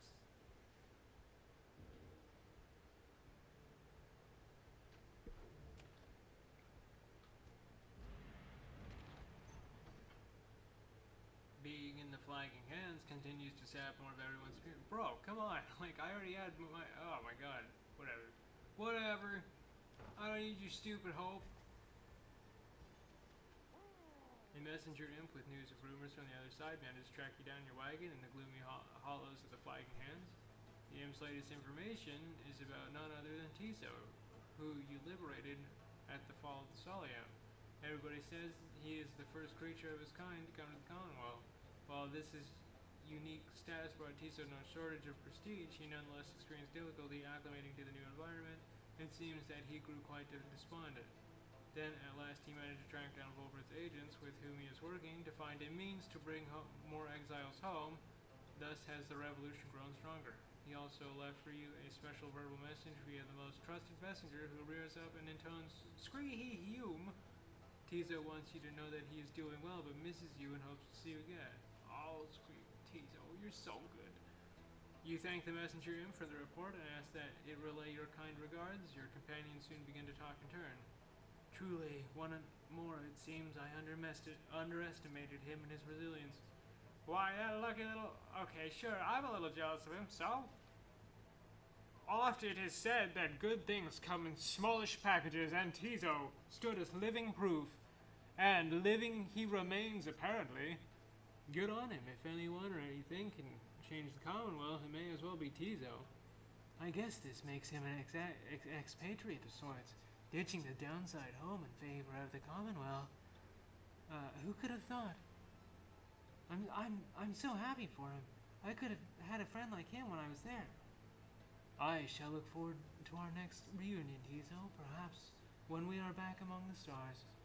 and news of Teaser's adventures in the Commonwealth fills you and your fellow exiles with newfound resolve. Wow, we got one luck back. Or not luck, one hope. Putting us still at a negative, I think. Oh, goody, more pages, Kim, please. There's so much reading. I wish to be remembered, not for boastfulness. Thus I refrain from detailing our exploits across the land, save to say that they were numerous. Know that only through our combined strength of arms and wit did we withstand the savage land, such were the monstrous dangers that it posed. I came to see that all the terrors which I heard at bedside in my youth were based on entirely in fact. So great they were, they blotted out the sky. Such was the evil that we vanquished, that the remnants of it yet shine under the stars, and in the end it was the stars which guided us towards our truest calling.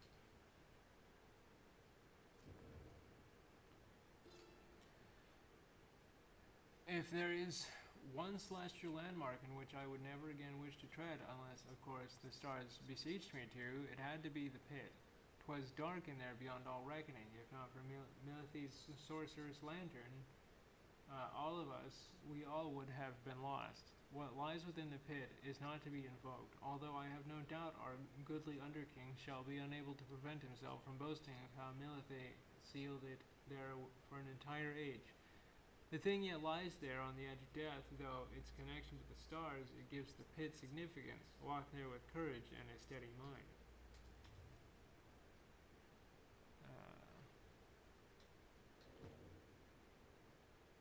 Can we please be done reading for a minute? My voice is already getting so tired. Oh, hey guys, what brings you here again? Let me guess. The finest deals and all the downside. That's what, am I right? Oh, what's this? After dousing the adversary's fire, the bearer earns a reward up to 3 times. Nice. Didn't see nothing you like this time, huh? Well, I mean, it's not really your fault, man. I'm also just poor. Everything is set for the rite to commence, and all is quiet amid the darkest corners of the pit of Milithe, and all there is left to do is wait for nightfall. You observe Sir Gilman sliding back and forth. You sense something is weighing on his mind. This night is not a night at all. The knight betrayed his former commander, abandoned his brethren of the Sea Dominion. But what is knighthood even? What is knighthood, if it means having to follow such a craven as that Sir Deluge? Cease this nonsense, Guildman. Focus on the right. Focus on the right. Focus on the right. He notices you finally. Oh, Master Reader, this knight did not see you there just now. Such was his preoccupation with the task at hand. Know that this knight stands prepared. He has no misgiving whatsoever when it comes to battling his ex-team. Please consider letting this knight participate, for he has the honor to restore. Then a glimmering within the sky draws your and his attention.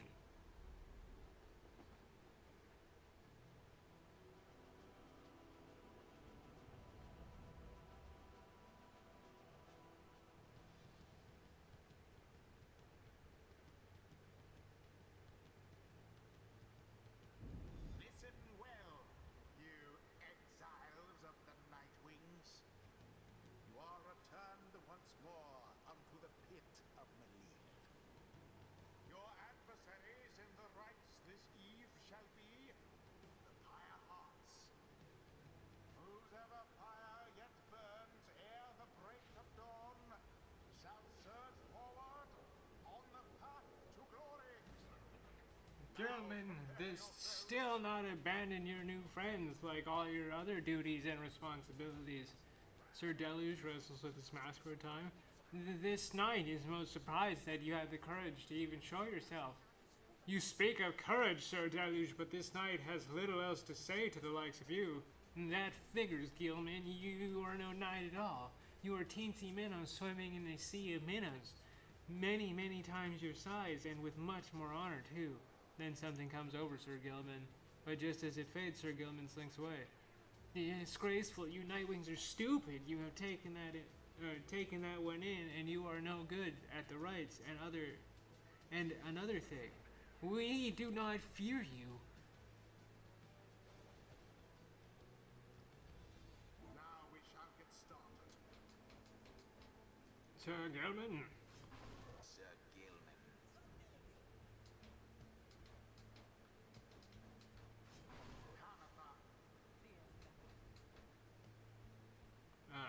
Do I want the crazy jumping child or the dog?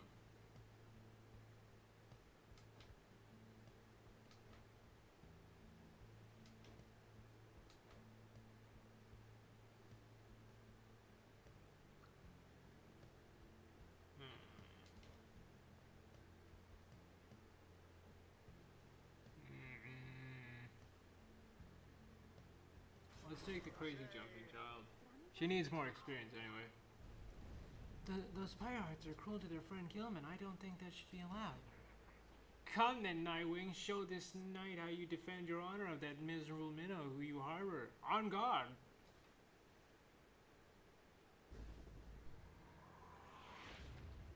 My ball. Begin. Oh, wow. Vanished in an instant.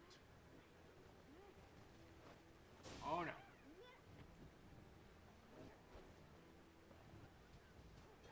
Oh. The night wings are first to strike the adversary's friend.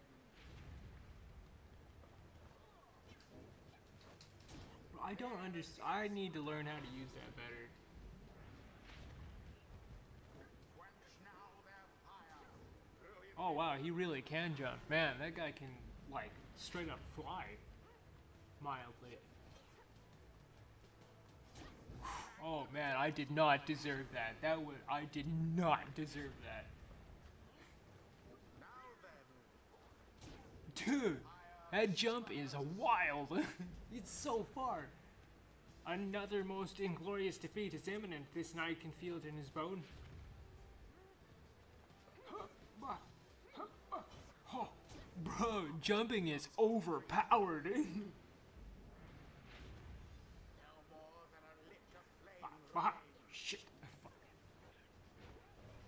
Oh. I swear I had him. Oh, fuck. Whoa, okay, you did not get me with that. How? What? What happened there? Bro, no. You've had. And it is done. The night wings once again prevail. And such a well-conducted victory it was. Wow, that's. That was surprisingly nice of him to say. Curse you, Gilman! You were a fool to abandon us, and now you. Wow, that truck was really loud. And now you only twist a dagger in our backs. You still do not understand, Sir Deluge. This knight is no longer beholden to the likes of you. This knight is bound only by the path toward enlightenment. Your words ring false. You are unfit to lead. Shut up. You know exactly what you are, Gilman. You call this knight craven, yet your courage is mere facade.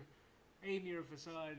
And everybody knows this knight shall see to it. Sir Gilman does not respond, although you sense the words Sir Deluge gone to him. There is much to learn from this experience.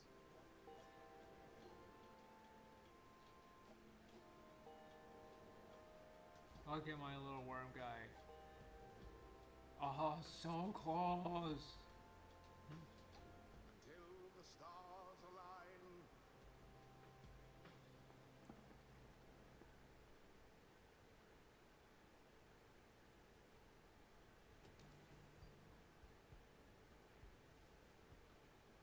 After besting the pirates rather soundly, the time has come for you to search the stars again and determine where they shall take you next. The stars yet shine for you, revealing various paths forward.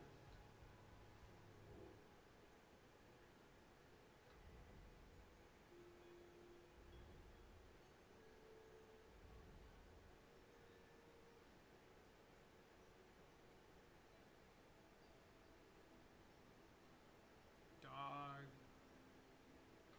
Crazy, weird witch. This, because we wanna, I I bet this is what triggers those conversations. So we have another brush with Tamitha. Perhaps she'll spare me yet another moment of her time. She's here because of me, and I am here for her. Tamitha then tells you more of your next adversary, her own blood sister, Tamitha Thane. A harp of the High Wing Remnants, raised from birth to excel in outwitting and outmaneuvering her enemies. She seems driven by her hatred for the Commonwealth. After retreating to the mountains centuries ago, the harps refused to join the Commonwealth, and those old tensions boiled over into raids or skirmishes or all-out war. Flight tacticians such as Tamitha gave the High Wing Remnants a swift and powerful military presence to this day, despite the harp's small numbers. She once hatched ambitious plans to overthrow the Commonwealth, breaching its defenses so her sisters could rain down untold destruction. On the darkest night of the year, she led a daring infiltration mission deep into her enemy's held lands. It almost worked. However, she was betrayed by someone very close to her. Someone branded a Commonwealth sympathizer, Tamitha was caught, clipped, and subsequently exiled as a prisoner of war. But being trapped within the downside only stoked her fury. I wound up in here not too long afterwards. Anyway, it's complicated. After what happened between us, what I did for her own good, and that of all our sisters. Though I'm beginning to doubt that Tamitha will ever see it that way. We'll see, I suppose, for now. I best try and catch what sleep I'm able. Pleasant dreams then, darling. You bid a good night to Tamitha in turn. Time to make flight preparations. Though come morning, the Black Wagon will press onward. Oh, so much talking. Yes, here he is. Sir Gilman is in a contemplative mood, and he's rather quiet, at least more than usual. Ever since his confrontation with Sir Delage, he notices you there and slides forth in solemn manner. This night, he knows what he shall do now, when all this is over, Master Reader. We Worm Knights, we are all born and raised to prove ourselves superior to all other billions of our kind, to lead our lives, however short, with glory. From the moment we shove past our worldling brethren in their egg sacks, to the very end we are conditioned to excel, to prevail at all cost. This relentless pursuit of glory, of fame, of self-worth, it leads most of this knight's kind only to an early doom. Or, in this case, of Sir Deluge, it leads to life of falsehood. A life of low deceit, abusing one's fellow worm knights, shirking one's responsibility, living in constant fear. This knight cannot abide his former commander, yet pities him. There must be more to honor than to lead a life engulfed in endless conflict. Then he looks at you intently. This knight shall ever seek that honor out, when all this ended, Master Reader. Thus he vows to you, and he is ever grateful that your guidance led him to this new awakening. But until such time, this knight is duty-bound to the Night Wings. This, the fulfillment of the plan, and our pursuit of freedom, is to be our final quest. For what awaits him afterwards is no mere quest. The honor that this knight has sought, it cannot be fully achieved through knighthood, can it? It requires something more. I trust you understand. He slithers off, his head held high, though not merely in pride. Something has changed in him. Nice. And more lore. Oh my god. The Pyre hearts all follow in the path forged by the Underking Oars, whose many mighty deeds exceed the smallest statue that somehow contain him. His is the most spirited team, their courage unfaltering, their hearts full, their lives always with vigor, and perhaps they die with it as well.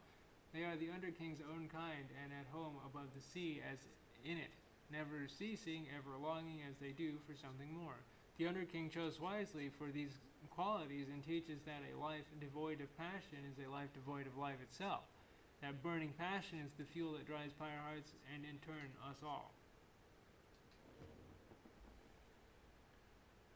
Does you have something to say? Oh, you do? Alright, cool. Are you sloshing all the way across the flagging hands right now? A hideous place, or so I understand, for I can neither see it nor experience its wondrous aroma, as you surely can, although perhaps you are accustomed to it by now. The Night Wings of the past mislike this place, of that I can assure you. We share a common misery. Now please leave me to mine, unless there is a service you require me to render at this time. Damn. He seems a little down. Mushrooms. Can we eat them?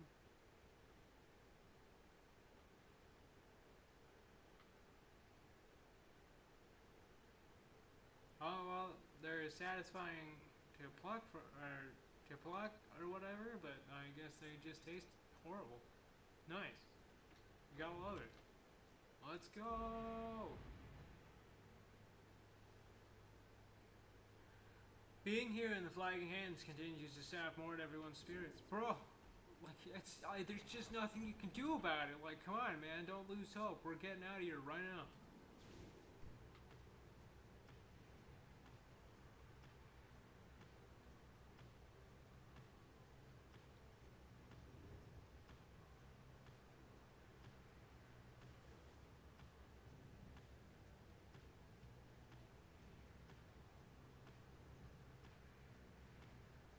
There's got to be one of those lore talky things here, right?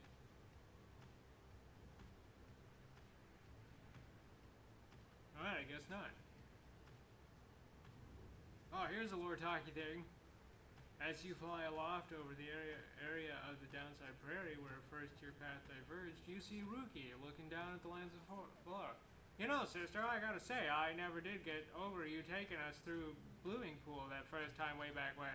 To think that someone of your character would side with Jody rather than myself. It is fortunate for our sake that the reader does not often heed your advice, Greentail. Hey, that's cold, Jody. My sister here listens to me at every turn. I'll have you know, except for that first time. A shame. We shall never know what delights awaited us in Hollowroot. Oh, you missed out. You mark my words. We'd all be riding in style by now rather than sputtering around in this old thing. No doubt. Despite how it appeared to you at first, they both seemed to be in good spirits, reminiscing about old times. Oh, finally. More hope. You soar near the border of the Sandfolds, where your companions first found you in the downside long ago. There is nothing for you there, and you wish never to see it again. Relatable, relatable.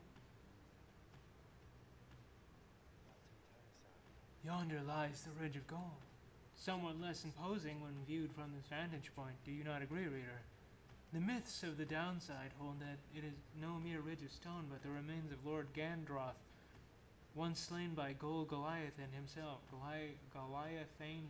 himself. Though perhaps such tales are of little import. Now, when you stand to confront the essence, there is just one short while. Wait, what? Did I read that wrong? I'm almost positive I read that wrong. Pamathot spots a convenient landing here where you should be able to pursue your vocations. May find something of value along this route. I'm gonna go ahead and land. Because I need to work on my vocations. You make a successful landing in the downside prairie near the southern edge of the downside. Memories of having first met Headwind, Jodariel, and Ruki come flooding back. You now should have some time in the vicinity before continuing onward to the Ridge of Gull by land. The Beyonder Crystal seeks Pamatha. Beyond me. My lovely reader comes to me again. What do I owe the pleasure? Tell me what's on your mind, ghost lady. Leave me alone, reader. I am in no mood to talk to you at this time. She is concerned about something, but you cannot sense what, and she refuses to say. I see I little need to keep on blathering about to you as I once did. I should not have let you in. Be gone. My services are yours, but this place is my own. Oh, bro, don't cut us off, man. We're cool. I like you. Oh, that can be arranged, but you need but name for the one you have in mind. You ask Sandra to administer. Oh, okay. Oh, you mean that feisty harp? She may yet be taught some manners. I should think. I shall attempt to bring her down to size. Let us bring her forth.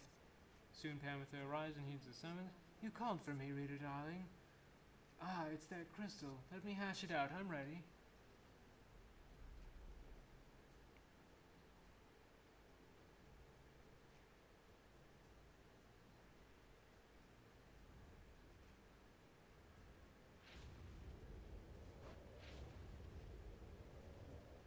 apparition center appears on Professor Mail. Listen well, Harp. You answer to me here. Ooh, bossy one. Sure, then go ahead and tell me more. Such a delightful student for a change. Come then, let us see what you can do. Left to your own devices, save your reader's vigilance, of course. Let's show her what she wants to see then, reader darling.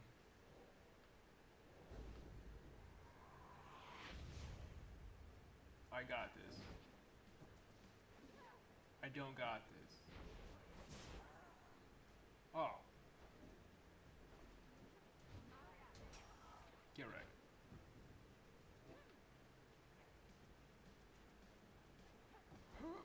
Bah! Get dashed on, son.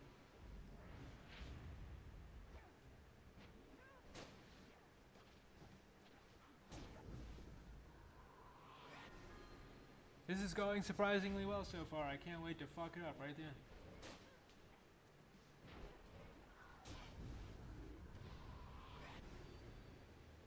Oh my god. Okay, never mind. That one was the easiest one by far. I thought Mr. Headwinds was the easy one, but damn, Pamitha, way to, like, literally just steamroll. There, now is everybody happy? Oh, happy as can be. My doubtless pretty Harp. So good of you to ask. On top of that, your performance was sufficient and you passed my test. You have my congratulations, both to you and your lovely reader. Now be gone from here before I have any second thoughts. Oh, and that means we get her talisman. Nice. I bet hers is going to be something fairly broken too. My, that Sanders sure could use a massage or something. So angry, isn't she? Say, what's that you have there, darling? Triesta's plume. Nice. Let's read some lore. The downside is connected to our realm via a single artery. The river named for our prestigious sap colleague, Lou Scoliosis. The river gushes into seeming nothingness. That seeming nothingness turns out, of course, to be the downside. Its existence undermines thousands of years of thought about the composition of our world. The downside southern edge we call the Sandfolds. It is a deserted wasteland, speaking well to this land's lack of hospitality. Here, the strength of many who survive the river's journey finally fails. If only they could clamber further north, where lies the verdant downside prairie, a better place to perish, to be sure. Man, the optimism in that was stunning. Hey, we got fruit.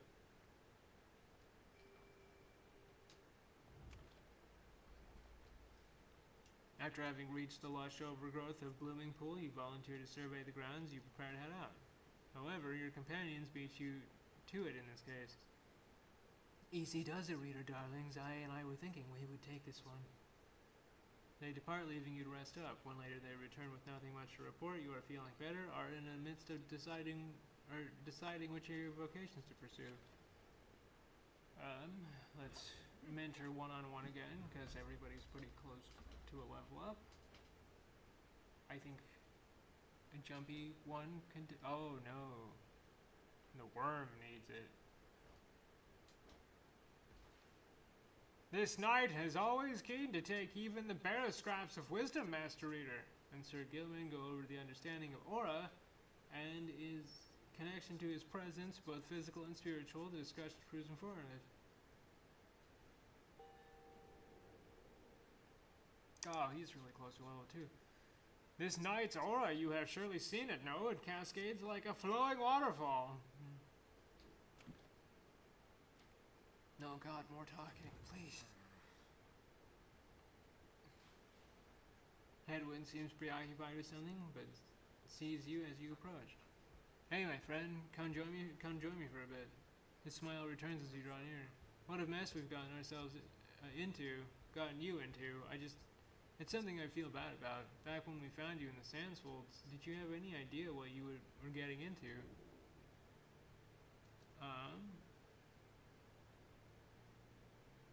I'd say this is going about as well as can be expected. You reply that for all the struggles you have had to face together with this group, you remain grateful for this journey, for it is not so that so that those such struggles are the bonds of friendship made stronger. Hedwig nods his head in agreement. I think you're right about that. I guess if you can read the stars, then reading matters of the heart might not be all that difficult either.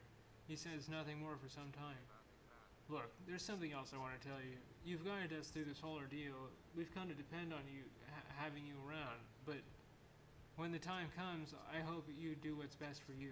I know being part of this group, being part of a group like this, it's supposed to be all about the group, all about the greater goal, and I get that. It's just I don't think you owe any more to me or anybody here. All of us, we all have problems, right? We wouldn't be here if we didn't. We're all part of this, and we're all helping one another through it. But in the end, no one's responsible for our own problems except us. So whether it's that business between Pamatham and Tamatha, or Sir Gilman and his honor, or me or anybody here, it's for each of us to sort it out. I'd like to think that's why we're here. The perspective that we gain knowing each other, I think it's helped us all make it this far. But in the end, our problems are our own. No one's expecting you or anyone to set them right for us. Or so I keep saying to myself. It's all any one of us can do to deal with our own problems.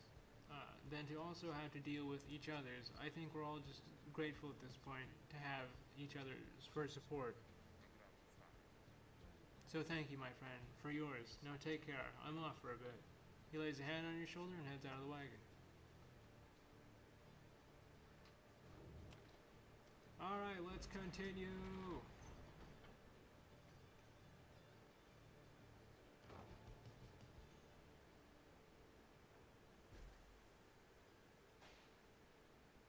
En route to the ridge goal, your wagon comes to a sudden halt.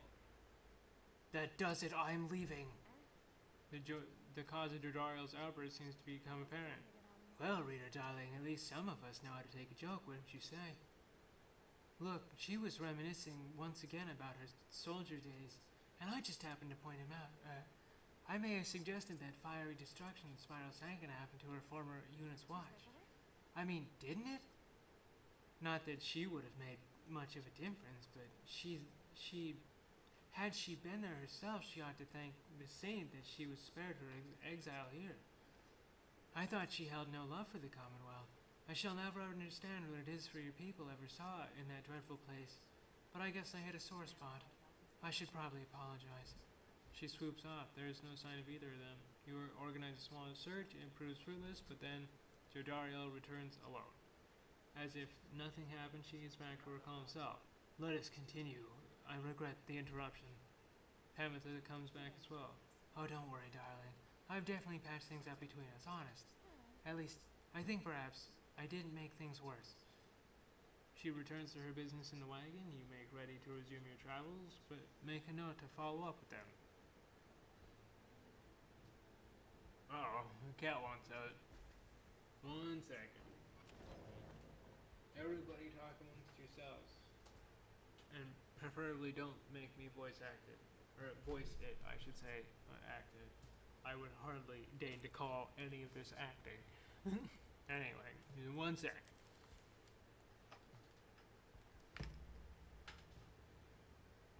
Come on, Lucifer. Where'd you go? Come on. Miss Lucy. Yeah. Go.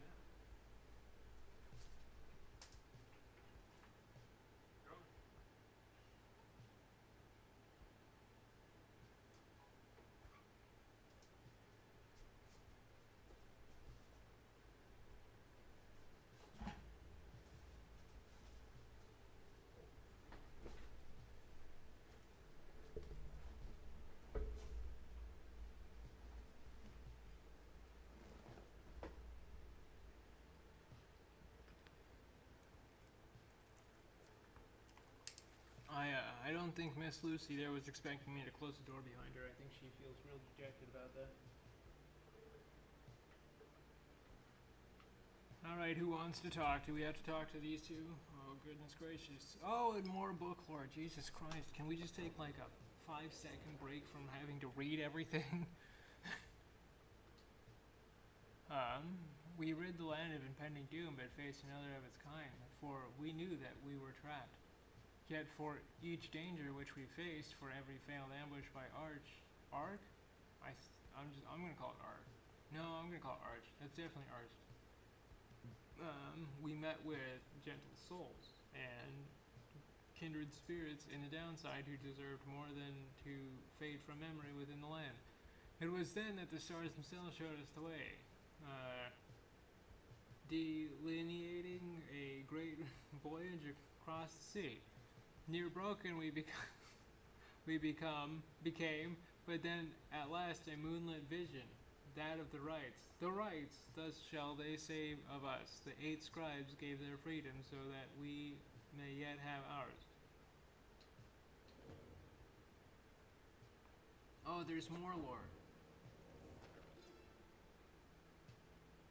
The serpent titan Gandroth turned to brittle stone not long after his death, of that you may be certain. What remains is a flat, elevated basin that stands as close to the heavens upon the fallen Gandroth's hide. The stars themselves alight, and you shall know you stand on sacred ground. We set the metal sigils, lit the candle flames, and we emblazoned the rock-like forms the sigil of our passage to and from this land. And then, God, like, reading so much at once really makes me forget, like, how words work. Like, Jesus Christ, I'm crumbling here, guys. And then the stars themselves, they did reply to us. They sang, shining bright, their voices loud and clear. We understood their cadence, and we knew how often to return. Are we done with the lore? Alright, cool. You find Pamitha in the midst of a heated conversation. All I'm saying is we're limiting not only our own chances individually, but all your friends' chances as well. Jodariel seems to be considering whatever it is that Pamitha proposed. Reader, the harp here is suggesting that perhaps it would be best if we were to form an alliance with the ones whom I fought for a better part of my life. Just with me, Jodiel, I cannot vouch for anybody else. How utterly absurd. If it were in the Commonwealth, I would not have stayed my hand against her, and I cannot say for that. I would not have stayed my hand against her, that I can say for certain. However, as Hedwin would say, what happened back there, perhaps none of that matters anymore. And what matters more is what we do from here. And that is to say, I'm willing to give it a shot. You mean you'd be willing to conduct the rites with me? Yes. Excellent. I knew that you would come around. I thought she'd never come around, but I ought to give her the benefit of the doubt here. I'm grateful for your open-mindedness. No need to let old enmities between our ancestors ruin things between us, or the others in our little party for that matter. Don't push it with me, Harp. We shall see if the reader here is thus inclined to pair us in the coming rites. I am willing to defer to her. Anyway, you see, I think I managed to make amends there. Doubtless we'll get on swimmingly in no time. Oh, were they not willing to do that before? Whoops. I mean, I guess it worked out for me, because I still, like, I'm just not confident with Jodariel, because she's such a heavy character, and I'm just so fucking garbage at heavy characters. Ah, hey guys, look, I got some here I think maybe you like. He shows you several bottles of multicolored liquid of some sort. Sun serum for the next rite grants +4 hope, star, quickness, moon, presence.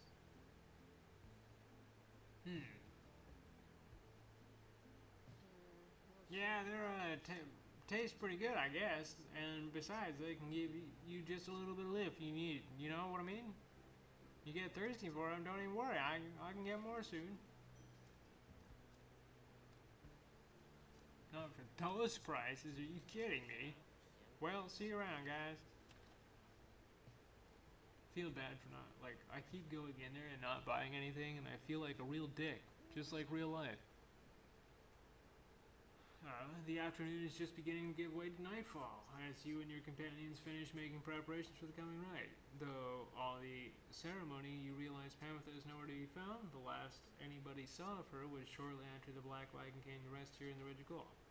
She returns just as you were beginning to plan to search for her. Sorry to have worried you.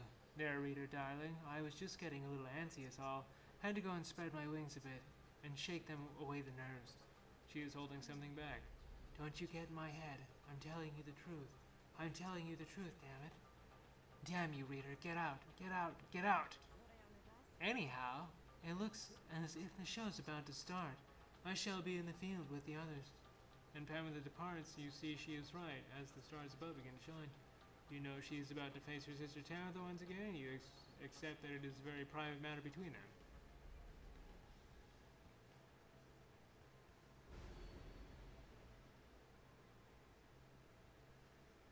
Something else catches your notice in the sky this time. Strange new stars shimmering about, the ones you recognize. The greater titans have returned. Some of them are merely in spirit, not in form, but those dark stars are portentous sign. Though they may not light your way, beware the path in which they illuminate, reader. Great, Titan stars. I love debuffs. The Titan stars. I'd rather not.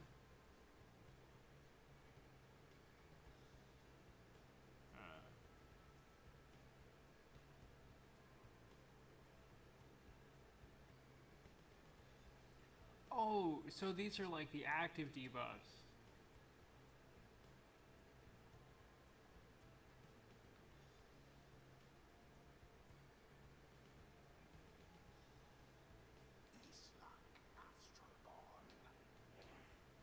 Plus 16 alignment? No, I think we'll just stick with the one. I'm not even sure I feel good about that. It's a little late in the game to be adding those though, isn't it?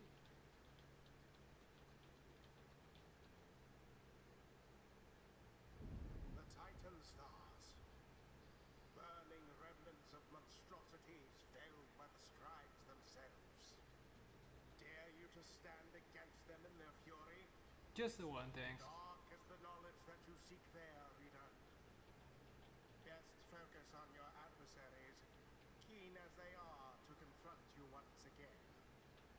Put out their fire first, and show them the glory of the Night Wings. Now then, make ready for the right. Oh my god, I forgot to upgrade the talismans again.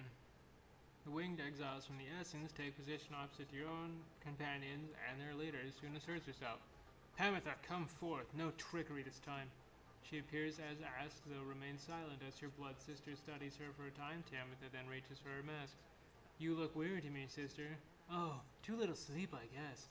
I do get rather anxious sometimes on the night before one of these things. It can be a lot of pressure. Understandable.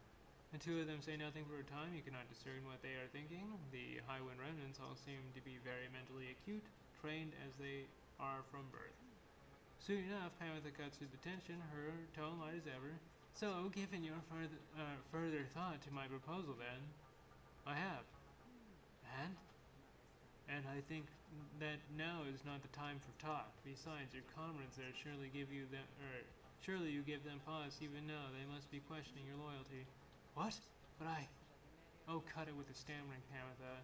It is very unbecoming, you know that, and you be sure to tell those comrades of yours what you propose to me. She dons her mask once more. She rejoins the other exiles of the Essence. Pamitha hesitates before returning to your group. I told her she could take my place, that I would keep her up to date about the progress, and that she could take my place if ever it was time for me to go. But you don't have to worry. For one thing, she refused, and for another, well, I'd better tell you later. For now, remember that you can count on me. Who shall strive for freedom? Obviously, we had to bring Tamitha. Can we, like, upgrade these from here? Oh, it is a rank 10. Raises the rank of a certain talisman. So can it... No fucking way. What happens if we put one... No way. Over half a chance to return immediately? And then her talisman is this, right? While flying and dousing our companions for deal. Wow, okay, so hers is really good. And that's at 12. What does it do? Okay, so let's see what. +5. Wow. Okay. Wow, that's really good.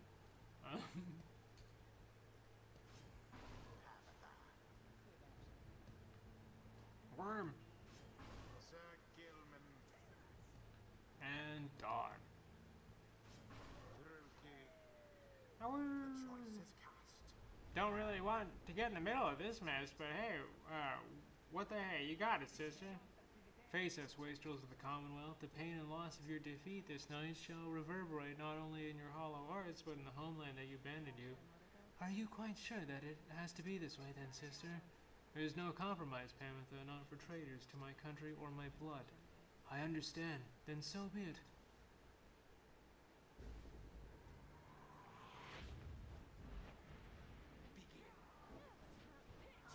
Oh, she just barely touched me. Oh my god. Oh, I ran right into that like a fucking idiot. Holy shit. Oh my god. Flame is stricken.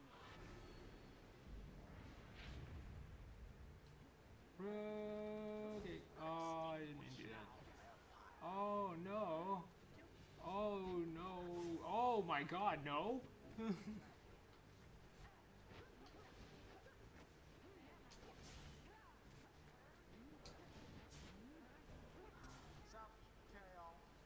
Such chaos. Doused the adversary's flames. You seem so distracted, Pamitha. Is there something more you wish to say to me? Words feel that I am owed, perhaps. Pamitha stops and reaches for her mask. I'm sorry, what did you say, sister? For what you did to me. Your apology rings as hollow as your plumage. You might rehearse it further upon every last survivor of the High Wing remnants. Now, no more talk. Such hatred spewing constantly from Tamitha. Yet here in exile, she is not. Oh, fuck. I really tried to jump there. I thought they had you there. I thought they did too, I'm not gonna lie.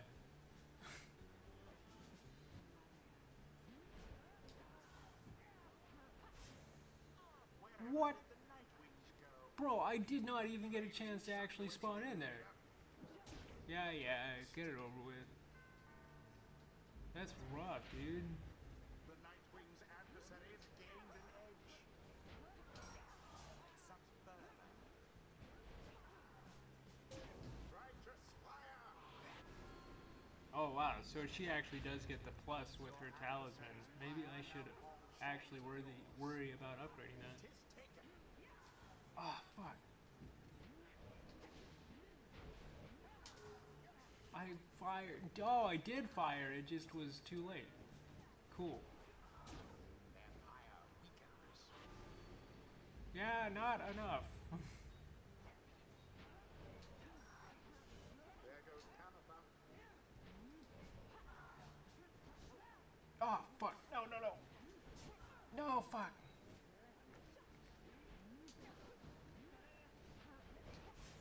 I launched mine first. Vanished, I'm afraid.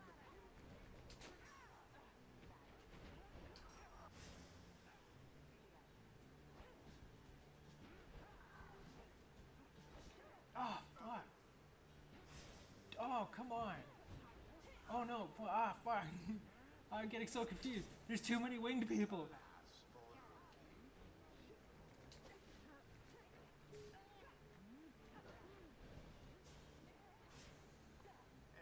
What? Nightwing.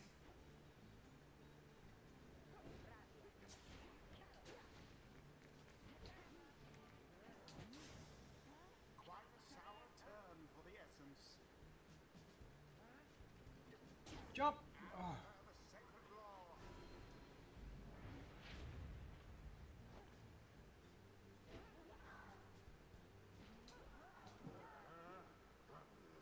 Oh, fuck. How did that not?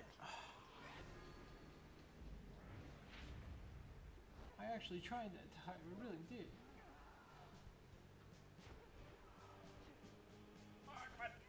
What?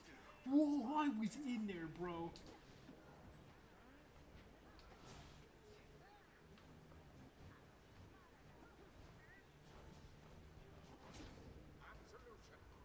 Absolution.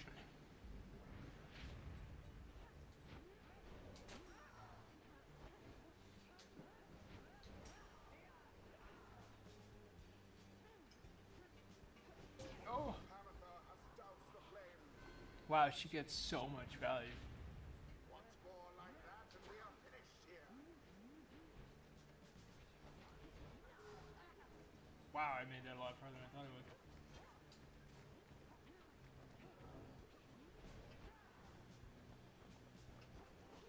Oh, fuck. Wow, she really intercepted me, like, actually perfectly. Put that down. Bro, what is this?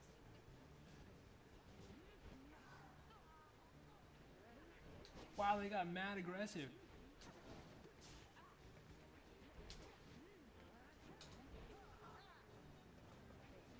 Ferocity unbridled. Where am I? What is going on? No. Oh, come on. That was fuck. That's rude. Bro. Are you puppy guarding? Why are you able to do that? Oh no. Oh no.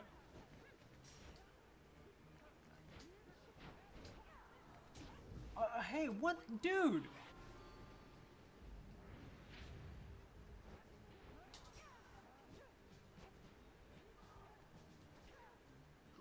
Oh my god. There goes the heart.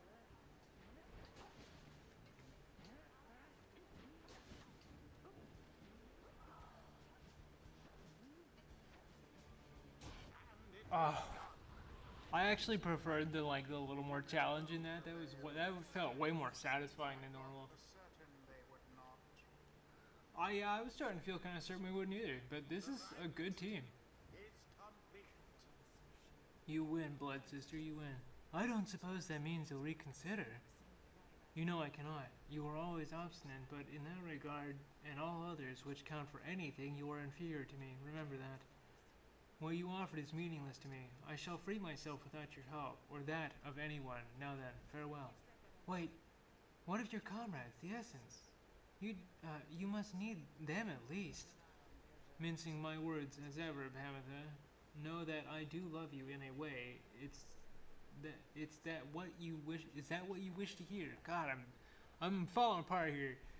But my purpose is plain, and you stand in its way. You are a fool to think my freedom is my goal. My freedom is a means toward an end, the likes of which you would never abide. Do you think that you could sway me from my purpose, Pamitha?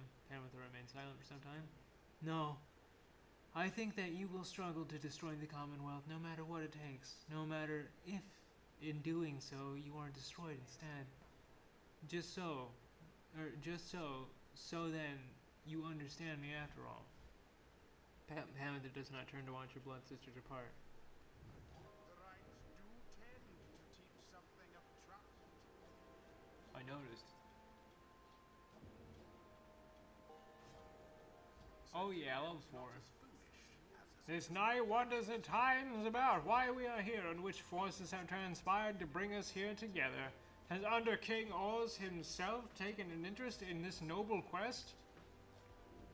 Do you have any new broken skills? After using his slash, Sir Gilman can use it again instantly, return to a oh my god, that's exactly what we need.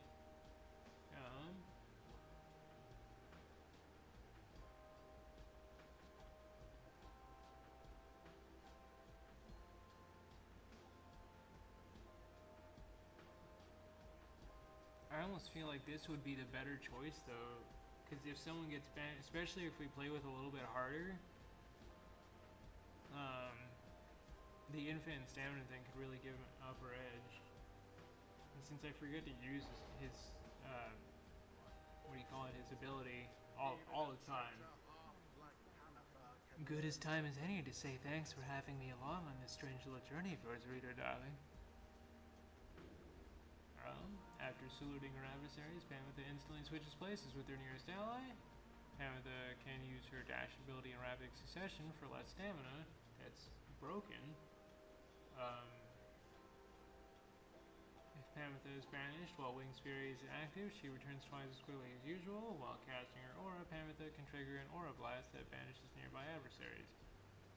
All of these seem pretty good. Pamitha can use...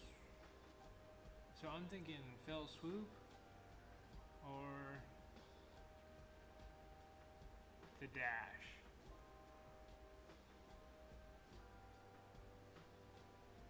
I think the dash is just going to be more useful in this. Until the next round.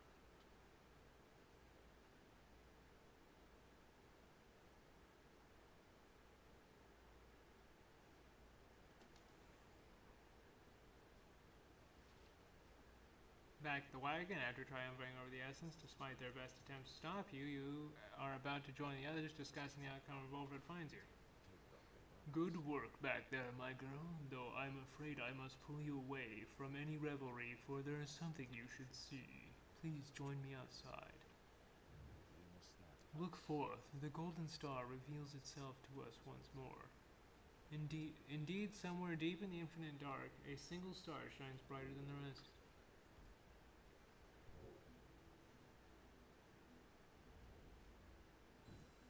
Oh, we can go send someone to heaven.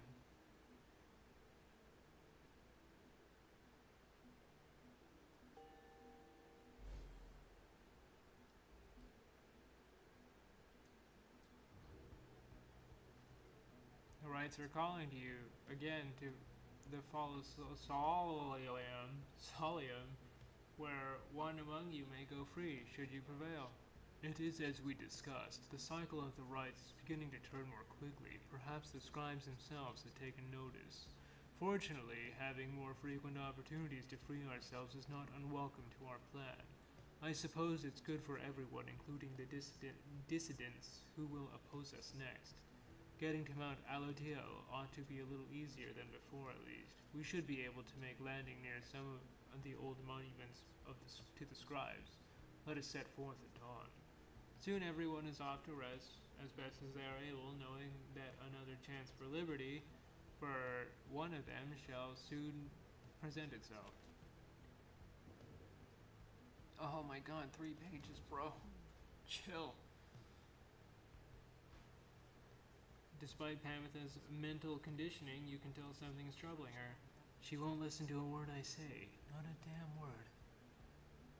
If she weren't my blood sister, I should think I'd hate her guts as much as she hates mine. She shakes her head. I should apologize to you. And everyone. I sought out Tamitha without asking for your leave.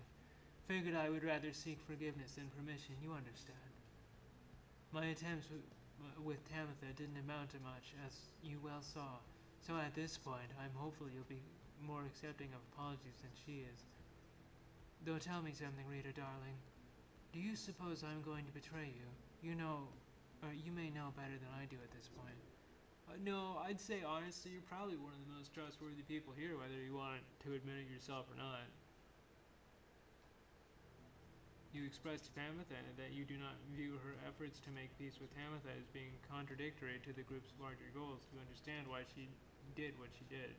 She says nothing for a while. That's kind of you to say, darling. May the others see it with such generosity, but if they don't, you need but tell me to depart and I'll be on my way. However, I've a promise that I wish to make to you. You let me stay and I'll see this through with you, all of you, no matter where we all end up.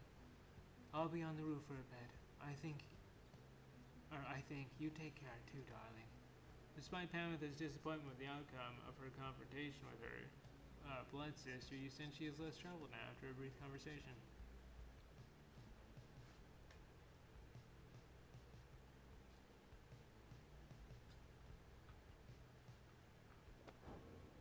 Oh, good. Let's read 3 whole pages of lore. The stars shine strange beneath the sea. This one who dared rise from the waters so that he could see them plain, the burning essences of those who came before. Our lives are but a quest to join the stars. This one is longed to be the brightest, but in the downside this one met those whose own stars shall doubtless burn at least as high.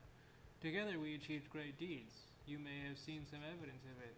The remains of the greater Titans, which once darkened this dark land, but in our kinship was the strength to conquer them. It is this one's humble charge to chronicle those deeds, and may the Titan stars never stain the skies during your time. Oh well, bro, I hate to break it to you.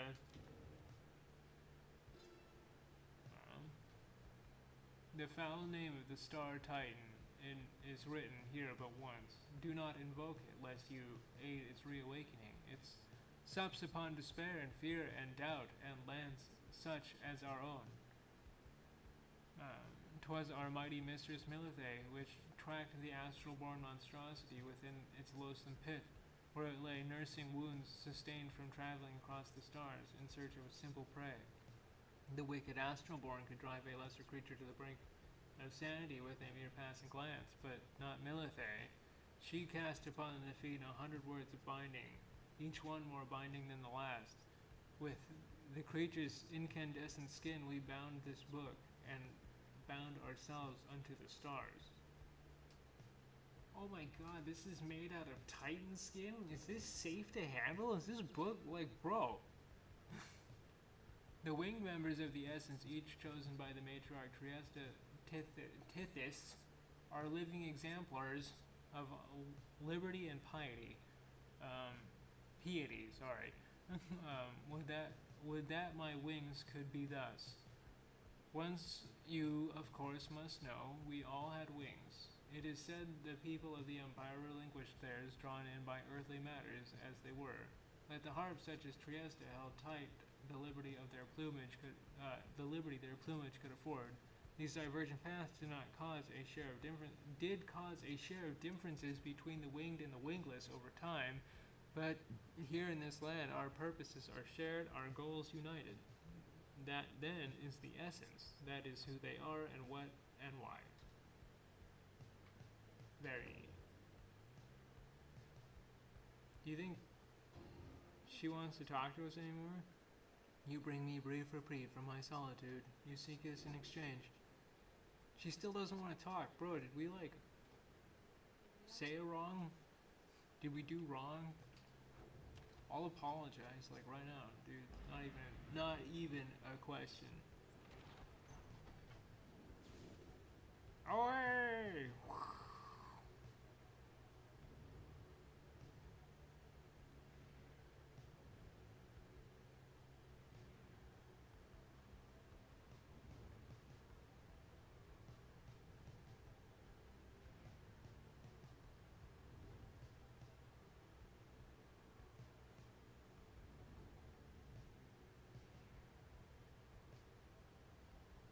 Just surveying for some of those lore points too. They're actually kind of interesting. Like, the lore in this game is really fascinating. Wish there wasn't there literally all the time, because I would like to also play the sportsball game. It's quite fun. It's like doing all your homework before you can go outside and play.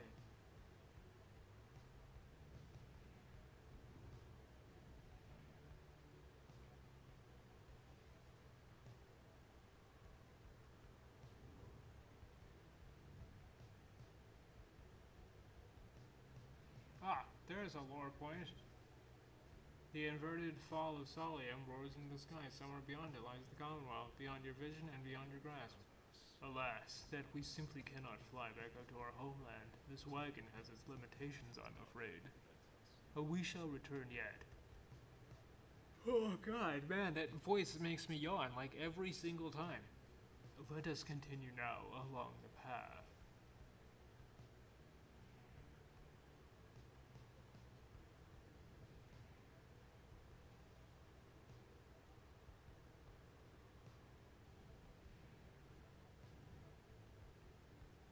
You sense Hedwin shall gain favor from the scribes if you land here, which is fine, because we're going to send him to heaven anyway. And Sir Gilman, which we definitely want, because his favor is going to matter, because we're going to pick him.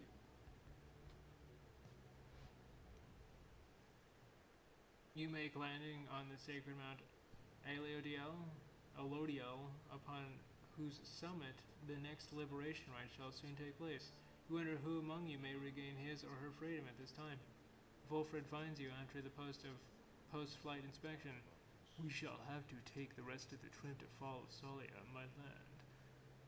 May we soon liberate another of our own there. That should raise the chances that our plan shall ultimately succeed.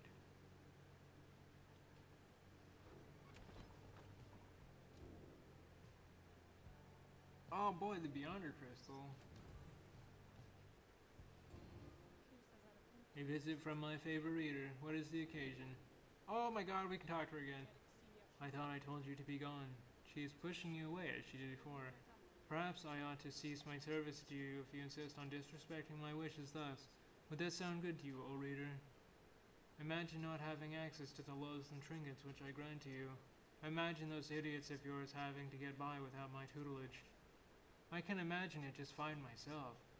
I was once a weapon used to kill an emperor, attempt to kill him anyway. Now, I am once again a tool, being exploited, soon to be discarded. Go on then, leave me be. Go about your business and let us pretend we do not know full well how this shall end between us. Oh, bro. I hope we can save her.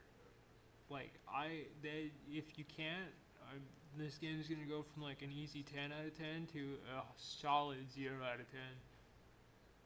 It is the least I can do. It is the least I can do in exchange for your company, but you need but point out the one you have in mind. Is this the last one? Has everybody done this? No, tutorial hasn't. Right? You ask Xander to administer the special traits for Zai. I must admit, I do sense something from that one. I once had a wild heart myself, quite like her own. We shall see if there is more to her than that. Let us bring her forth. Soon Zai arrives in heat of the summit. Ah, the scribes. I think that if I listen carefully, that I can hear them calling out to me.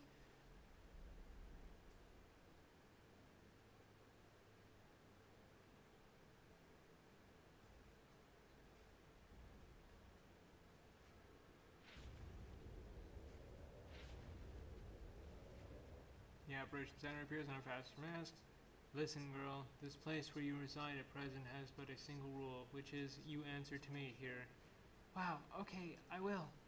Such naive enthusiasm. Now be silent. It is plain to me that you have much to learn as yet about the rites, but you have learned something that I would see you prove, and I would see you prove it without the benefit of anyone save your reader. Okay. Are you there to help me with this, miss? Bro, I don't think this works if I'm not here to help you. Ah, bro. Dude, she jumped so far. Holy shit. The jump is literally staggering. Like, oh, wow. Oh, it's Tizo. Of course she would fight Tizo. It's like a hard counter. I'm running. Bro. Chill.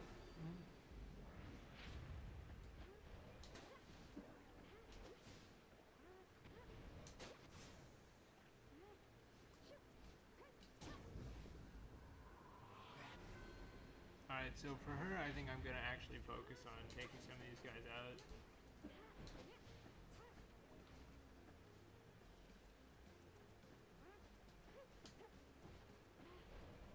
Or not. I think the only really hard one then so far has been Rugi's. Oh, okay, how did I do? I must admit that you did better than I expected, girl. You have passed this trial of yours. Some congratulations are in order to you and also to your lovely reader. Now farewell.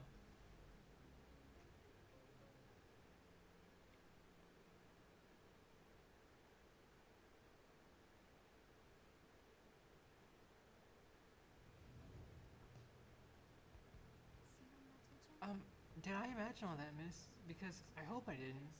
Wow, what is that you have there? An angler, how fitting for someone like her. I don't know, something about that really works with her general design, I think.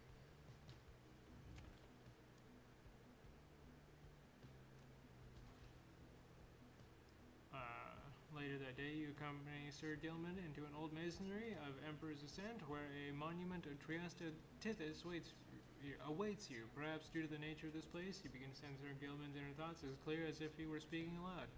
Have this night's glory days gone by? He often wonders. Perhaps you know the answer to that. Please do not spoil it for him. Soon you and he are finished in your respects. You return to the wagon in silence, being as though Trieste Tithys has shown you a favor. At dawn you shall begin your ascent. Now the solitude here is fit for pursuing vocations. Oh, he's got quickness. Nice. I think for this one, we'll study in private. I think we could use some global buffs. You locate a secluded area nearby where you should be able to study the Book of Rites, though the greater understanding comes with the reader's influence.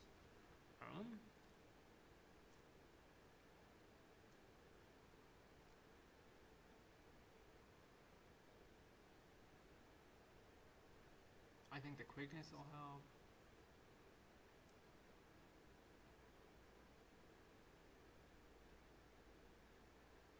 That'll help. Oh shit, maybe I should have been focusing on global.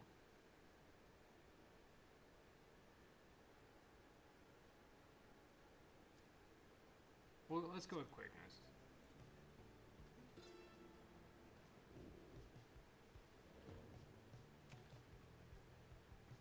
Oh boy, more talking. I can't wait. Sir Gilman is training intently when you approach. Master Rita this night was so engulfed in memories of the Sea Dominion that he failed to detect your stealthy advance on his position. Splendidly done. This knight would have been vanquished by you easily. The knight is fortunate to have you as an ally rather than a mortal foe. His kind routinely clambers from the depths of the Sea Dominion to seek greater glory and perhaps a slightly longer life expectancy within your commonwealth. Such an honor it would be to be assigned the rank of knight and to be conscripted onto the front lines of the Commonwealth against their vicious winged enemies. In the Sea Dominion, it was our ultimate goal to fight our way to the surface past our brethren, past the razor reefs, the strangle kelp, and the snaggle fins, and prey upon our kind. Sir Gilman continues listing undersea dangers and terrors for some time. Past the blood sniffers and the electric scallops, the rogue worms, the frigid current, the paralyzing nets of the far fishes, and even past the scalding waters of the glowing trench. Finally he trails off. Yet, even despite the myriad challenges of living in the Sea Dominion, it is each would-be Worm Knight's duty to abandon that place at his or her soonest convenience. How humorous it was to learn that the life within the Commonwealth had quite a bit in common with our existence under sea. 'Twas not all plump and glorious, stories told.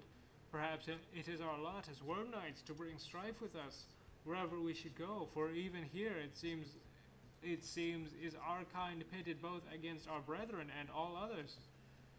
He remained silent for a while, and then, well, it's fortunate that this knight found within this place so fine a company as yours. It is a most different change of pace to strive towards a common purpose rather than strive constantly to outperform each other towards one's own self-gain. Although, to that extent, we are competing still. This knight shall ever strive to take the lead, make no mistake about that, Master Reader. This knight was born to be the best, just like all the billions like him. Now, he is off to steal himself. Your pardon, Master Reader. He scoots off somewhere to continue his self-made training regimen. And he gets more quickness. Dude, that worm's gonna fucking move this round for sure. Oh god, my voice is getting so tired. Onward!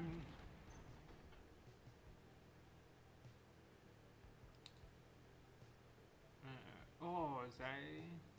oh, but that's my team right there. So we have to go this way.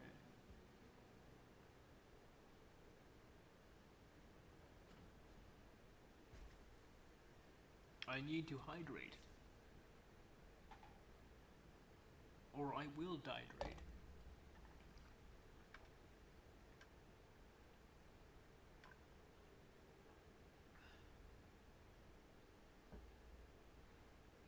On the way to the summit, you pass a monument of blue scoliosis, and Pamitha happens to take notice.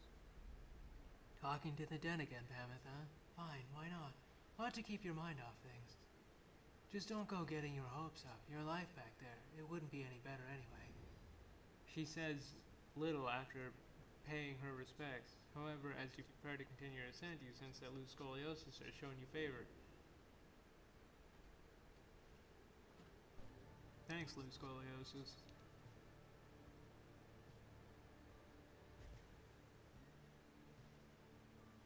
You and your companions gather once more at the Scribe's Gate, where a single narrow trail leads upward towards the summit, past an archway carved in stone. Come this way, please. The minstrel leads you toward the archway, where his counterpart awaits. The exiles of the Nightwings have returned. They have. Greetings, Celeste.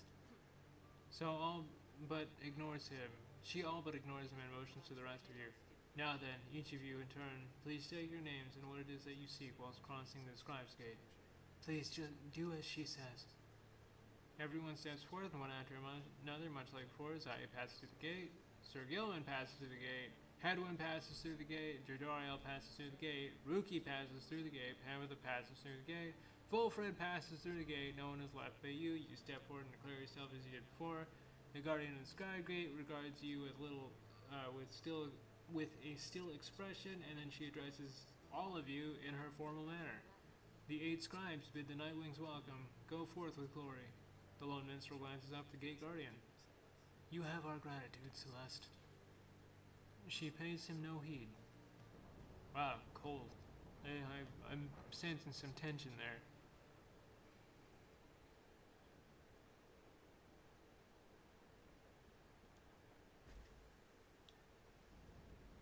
Again you gain the top of Mount Alodiel, from which the downside sprawls before you. You wonder whether one among you shall follow Tizo from this place.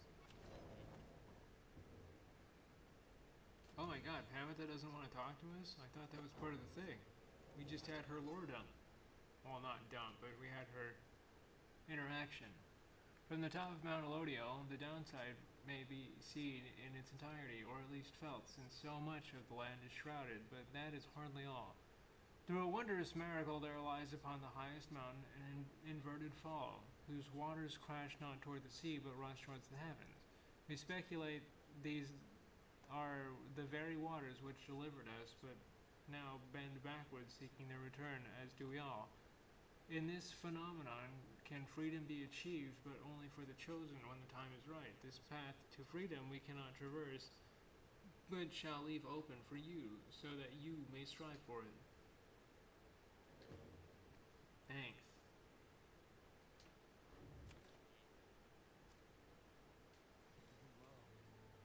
Oh, hey guys. You know, it's getting awful cold up here. Sometimes one for customers, so come on in, okay? And good luck on the battle thing you got here before going, isn't it? That's where you're going, isn't it? I heard you're gonna be exciting from my friends. Infernal Bloom. Ooh, an aura burst. That sounds kind of nice. Be seeing you around then. I'm so sorry. I should definitely be buying things, but I need money. The time has come for your second liberation rite to commence. You observe the Lord Minstrel and Volfred speaking in hushed tones, but cannot sense the topic or their tone. Then Volfred looks up at you. I trust you are feeling as prepared as possible, my girl. Oh no, that's Volfred. Did it say Volfred or the Minstrel that looked up at us? Because I think I read that wrong too.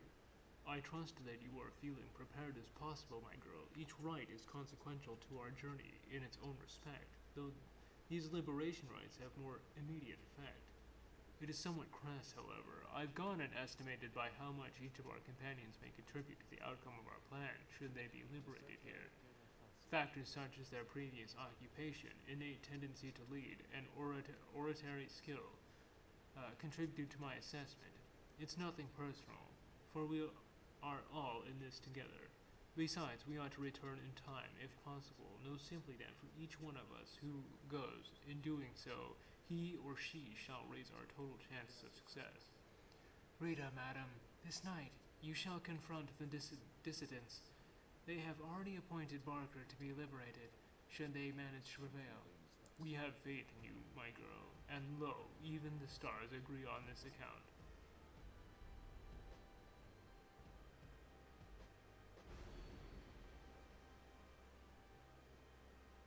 Oh, a new hate star. At the start of the rite, your adversaries shall automatically gain plus 30. Archbeast, some grease. I wonder how hard we can make this. Like, what is it, 19%?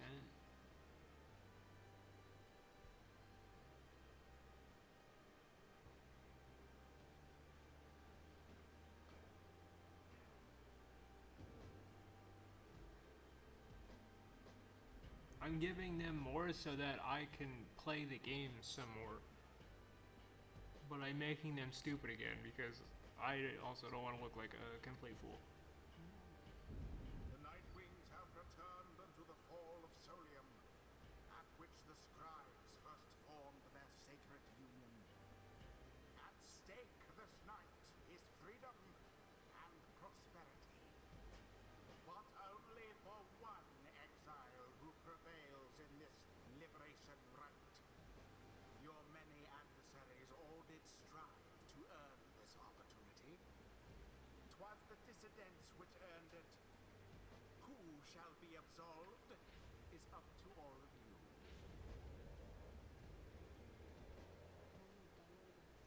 The pyres burn and each of the teams is present and prepared. I concur. The pyres burn and each of the teams is present and prepared. Then anointed one of the dissidents, come forth now and declare yourself and pay any respects you have unto your adversaries, the Nightwings. Barker burst out from some hidden corner laughing as he paused his mask. A real pleasure it's been to be here, mates, truly. Barker Ashpaws? Barker Ashpaws. Call me Barker, though, alright? By the by, it was a real piss of getting here, you know. Begging your pardon, Barker Ashpaws, you thusly speak upon the summit of the sacred mountain. Oi, my, so terribly sorry to offend you there, lassie. I forgot we got the stars above up there to make me watch my language. Now let's get one thing straight, lassie. I don't give a bother for your sacred mountain, so you can take it and shove it. Me and my pack, we're here just for the last, and you got that? The other side ain't any better than this one. We ain't interested in your freedom. But just the same, we're gonna get it and take it from those wee little babes. They're so antsy for it. Hear that, Nightwings? You better put up. God, I'm fucking up so bad. The accent's falling apart. You better put up a good fight there. I ain't gonna be happy, understand? Then he shows his mask back on. Right, come on then. Let's hurry up and get this damn thing started. Oh my! I'm trying to do the accent. My voice is getting so tired. Now, then, have the Nightwings reached a decision on whose behalf they shall conduct the liberation rite? Reader, I am bound to tell you once more, the first companion whom you choose shall go free this very night if you prevail. Only the enlightened may thus be anointed. Not all among you may yet be ready. The other two, chosen from the team, shall lend their aid. Nightwings, make your decision. Who would you set free?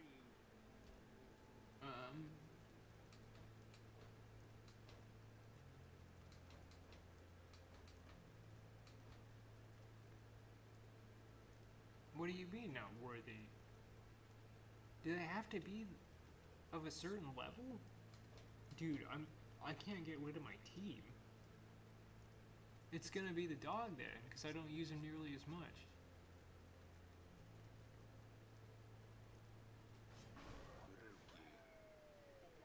Good choice there, sister, though if I get out of here, I don't know what you were gonna do without me. Who shall lend him support? Obviously, Pamitha. Pamitha.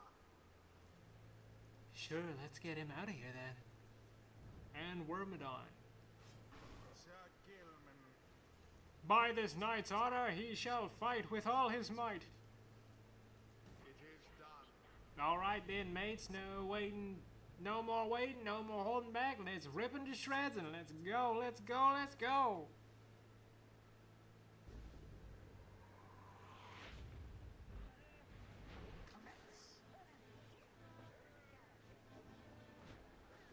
Whoa, what's up there? The soundtrack. Why is he got? Why is it bopping?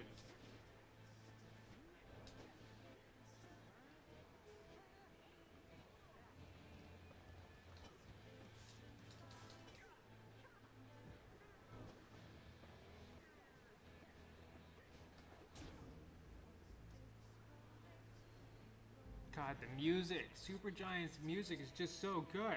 About time we got this blasted business underway, eh, Greentown? Rookie looks on in silence but says nothing in response.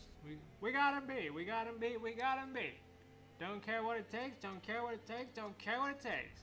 It seems the pressure of the liberation rite is getting to him. Don't think I done forgot about our little ranger in Greentail, though how about I make you another deal? I get out of here tonight, then you're scot-free. That's right, because I ain't gonna care even a lick about you once I'm gone. Now you just thinking that while my pack and me go wipe the floor with you. I was gonna keep doing the accent, but man, I feel so bad. I'm just straight up butchering it, and it sucks.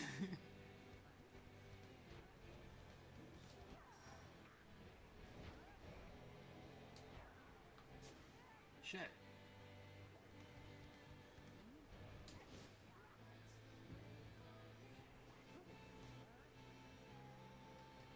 Oh fuck, I ran out.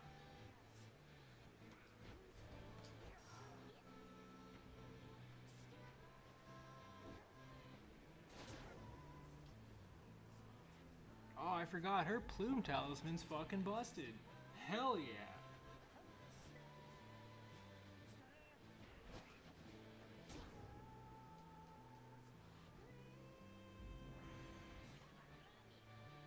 What in the? All right, mate. Something's gotten right funny with that orb. As I can tell. Better laugh it up. No, that's Rukia's voice. God, see, I'm like falling apart here. I can't keep track of everything, and I already can't do accents very well. Indeed, something strange seems to have happened. This rushed orb. It shudders now as though possessed of the same chaotic power as your adversaries. I don't like that. That sounds like cheating. Is it cheating?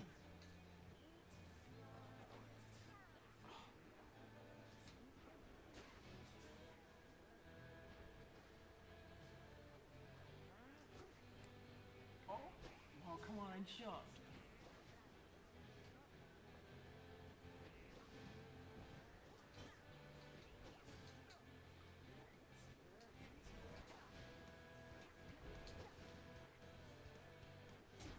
Ah, come on.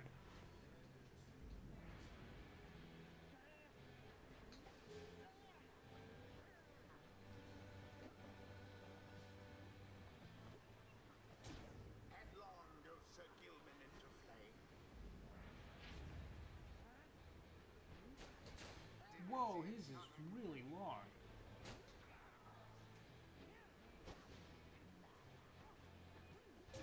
The flames of freedom.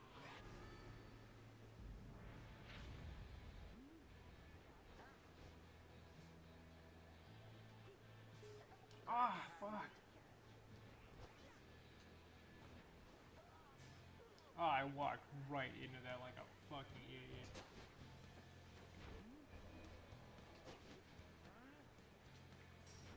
A stroke of luck is all. Really? Because I feel like that was one of my only actually tactical plays so far. Now, end the ceremony.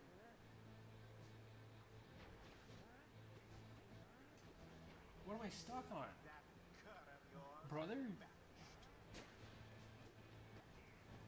Whoa, oh my god, that was so fat. That was in there too. That should not. Alas. Oh, stop. You have it.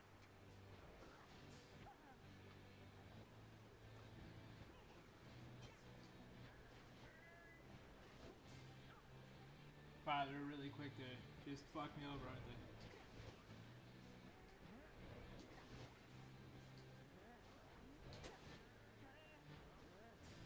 God.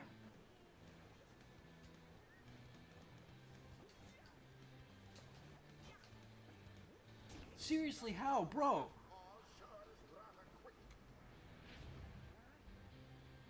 It's not quick, that was straight up cheap. Oh my god.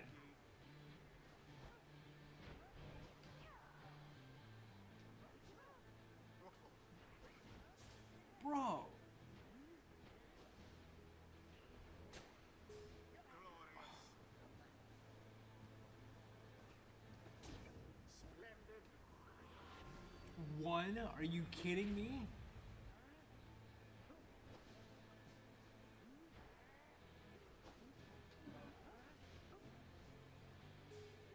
Oh, poor Ruby. I just realized I pressed the wrong button. Like a fucking idiot. Bro! Parker throws himself into the flame. The orb is up.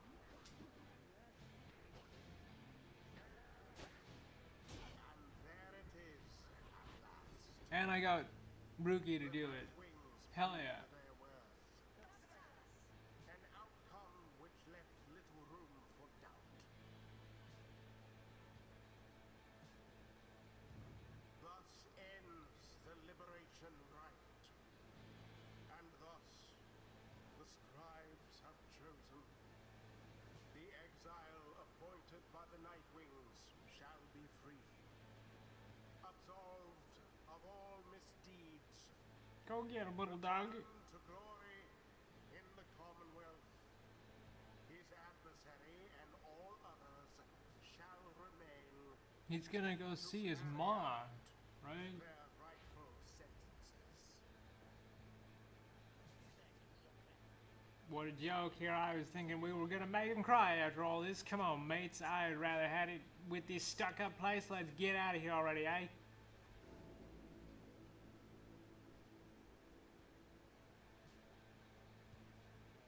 So, what now? I guess I'm supposed to jump into this waterfall thing back there, and that's it. Home free, home free. Something comes over him. Now listen to me, chums. Don't any of you go thinking you're gonna miss me, huh? You're gonna do just fine, even without old Rookie Greentail. There to keep an eye on you keep an eye on you all the time, even though the rest of you are just a bunch of slowpokes after all that. Me, I'm gonna be so busy drinking myself silly on the Commonwealth strike, I'm sure I'm soon gonna forget each and every one of you. But just in case I don't, you be sure to stop by and visit me if you get back there too. Just look for Mama Greentail's shop, right in the heart of town. You can't miss it. So yeah, stop by, say hi, you know? Now, I think I gotta go, so, excuse me. He drops into the shimmering pool and disappears within, although you can still hear him going on about something. Well, let me tell you, this is weird in here. Hey, it's starting. Oh, wait. Oh, I'm gonna miss you. Holy shit, they just fucking tossed the shit out of him. The eight scribes are ever merciful. By their grace, the cycle of the rites may soon commence.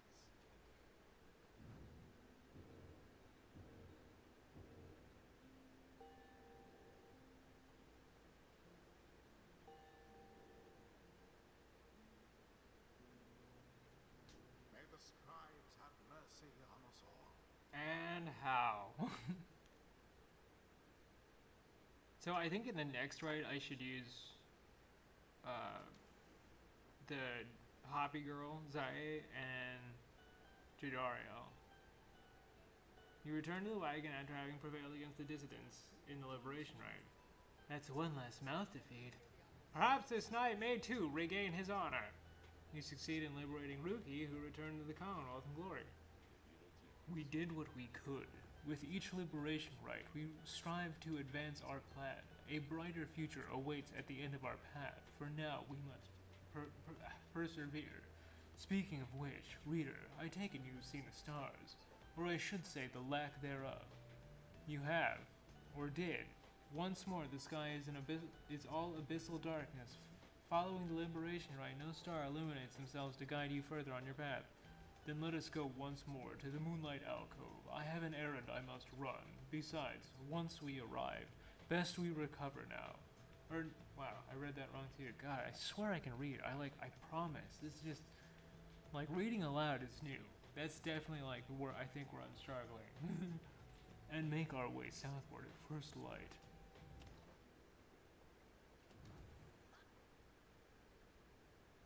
Let's read the lore first.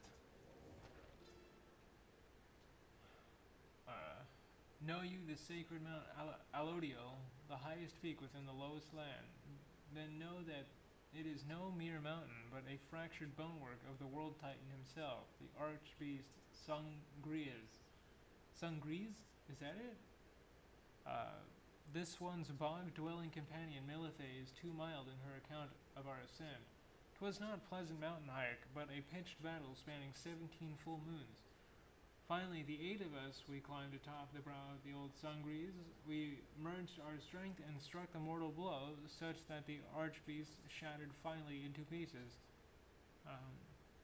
'Tis no mere myth that from the archbeast's eye the shimmer pool emerged and sold the sole means of freedom from this land.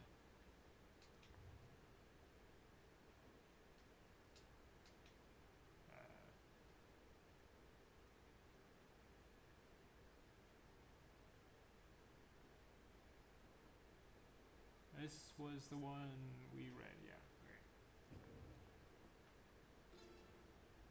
I myself, Haub, did form the dissidents under the simple tenet, those who do not belong, belong. The other scribes, some of them showed at first reluctant to allow an imp and one accursed to designate one of the 9 teams, but Mur, the horned one, stubborn as he was, stood by my side. In time they came to understand, for I remained, as ever, at their side, a living bit of proof of their absurdity. The dissidents are an extension of my oddity. Those who do not adhere, they are not to be discarded, underestimated, or dismissed. They are necessary, as are those against whom they rebel. Mercy is the beating heart of a truly free society, mercy even for the perpetrators of the darkest deeds. As our liege Solium Mur drifted into an ocean of regret, he found their mercy, or rather it found him, and it saved his life. Mercy, freedom, they are intertwined. A society which raises a clenched fist against its own shall follow the doomed path of the Empire of Sar. Ours shall be a merciful society. May the perpetrators of the darkest deeds be sent to join us here, where they may learn as we have. Mercy shall engender union among all different kinds. We shall stand shoulder to shoulder, equals in the same society. Wow, this lore is really philosophical and kind of beautiful. After the liberation rite, you find Sir Gilman in an uncharacteristically quiet and contemplative mood. He salutes you. Oh, wait, what? He salutes you crisply with his. That was what? Alright. Glory to you, Master Reader, and glory to the noble Rookie Greentail. Long may he prosper in the Commonwealth, and in so doing may he benefit the plan, which is now at a solid 40%, into which we have all been thrust. Then he falls silent for a time. You sense him growing very emotional. In noble Rookie, this knight found a kindred spirit, Master Reader, one of questionable honor, the greatest cunning, and such blinding speed to befit a minstrel's tale. The knight fears our team's lost something irreplaceable in him. Of course, this knight is also pleased that Rookie has achieved his freedom. Very much so. And furthermore, this knight shall now continue training even harder than before. Rookie Greentail, this knight shall train on until such time as he is swifter than the jagged lightnings of the deathless tempest. Now, Master Reader, this knight must beg his leave of you, for it is time, not for his rest, but for his training. Know that he is very grateful for your wisdom and your guidance in these rites. Between yourself and Master Rookie, you have instilled with him this night, an unshakable resolve. He bows low and bids you good evening. Can we talk to the cool orb lady? Why, hello, my lovely reader. What might I do for you? Oh, she doesn't want to talk.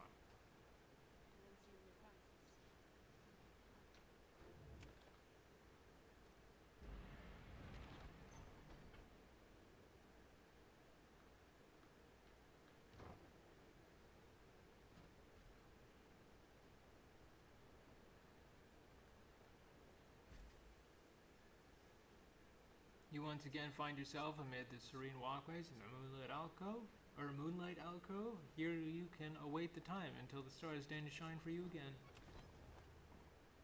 Oh boy, we're biding our time. Oh wow. surprised no one wants to talk again. Rare. Oh, wait. Maybe someone does want to talk. Huh, Miss Orb Lady? Huh? No, okay, never mind, sorry. I just want to know, I just want her to be okay.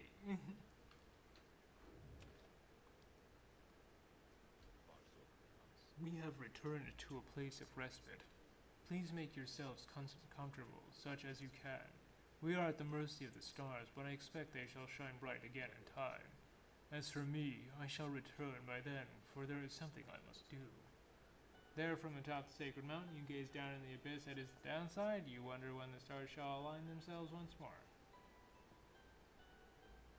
There, upon the sacred mountain, you and your companions once more await the night. The stars begin to shine again. The planet which you all are which is set in motion, the Commonwealth, a nation that stood almost for 1,000 years, is in turmoil. If your companions return there through the liberation rites, what sort of place shall they be coming back to? Many moons pass. One evening, amid the downpour, with no interest whatsoever in relenting, Wolfred requests everybody to convene. You understand that he has an announcement of some sort. Soon everyone is assembled, and Wolfred regards the group. Everyone, there is an aspect of our plan which I have not talked about with you at length. Look around you, at your companions. What do you see in them? He lets the question hang in the air a moment. I'll tell you what I see in all of you, in all of us. I see in all of us a living vision of the 8 scribes themselves, each one among them hailing from different tribes which later formed our Commonwealth. My observation does not come from pompousness, I think. Rather, I believe the scribes themselves desired, or shall I say desire, such a course. Together they created all this ceremony in which we're now a part. The exiles, liberated through their rites, went on to found the Commonwealth based on their values and their teachings. Thus, an instrumental aspect of our plan is to embody the spirit and the culture from which the Commonwealth arose so many centuries ago. That way, when we are all united on the other side in solidarity, the people all shall see that we reflect the values they yet cherish in their hearts, not merely our own. Anyway, we are still missing one key representative on behalf of the Molten Military. And I happen to know a certain bog dweller who I think shall fit the part most splendidly indeed. He motions for someone to approach. Oh God, it's the crazy lady. A certain bog dweller slithers forward. You recognize her straight away. It is my pleasure to you to introduce my dear old friend of mine, whom I believe you've met. Oh God, see that voice gets me every time. I believe you've met. Welcome to the Nightwings, Bertrude. The bog dweller called Big Bertrude utters something guttural by way of greeting. We are to understand you require further aid from us. Oh God, I don't have a voice for it. Yes, dear Bertrude, this time has come. Bertrude here is far and away the most accomplished alchemist who I've ever met. You soon will find that she knows much about the rites as well. Bertrude looks at you and your fellow exiles each in turn. We frighten ye, apparent. Everyone is silent as Bertrude searches their expressions. Then tremble, small ones, and hold well thy tongues, lest we remove them. She takes her leave without another word. Please excuse Bertrude's blunt manner. I guarantee she shall more than make up for it. Everyone disperses. It seems that the ranks of the Nightwings are complete. Now then, my girl, perhaps you notice that the stars are bright once more up there behind those stubborn rain clouds, meaning it is time that we got back to business. Indeed, once more, several stars shine bright within the cold and storming sky.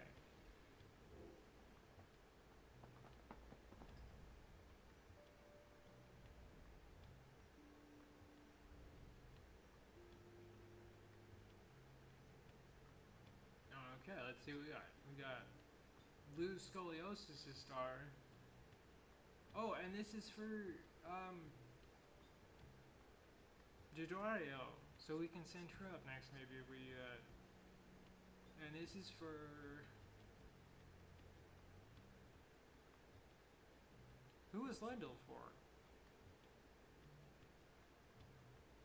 I think we'll try Jadoriel's first. Yeah, Jadoriel's I think is the proper way to go.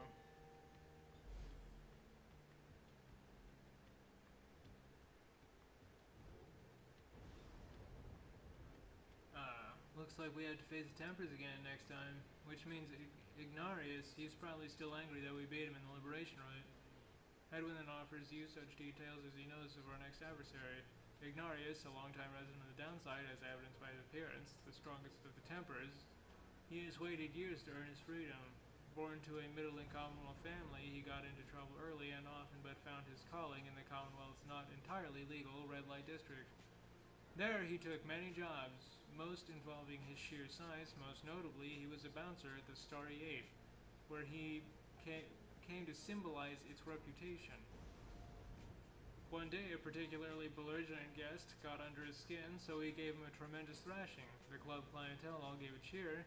However, this guest turned out to be a wealthy chamberlain, who then exploited his connections to have Ignarius arrested and exiled. This was 14 years ago. In the Downside, Ignarius dropped his given name, and as in sometimes custom, and survived alone through his tenacity and strength.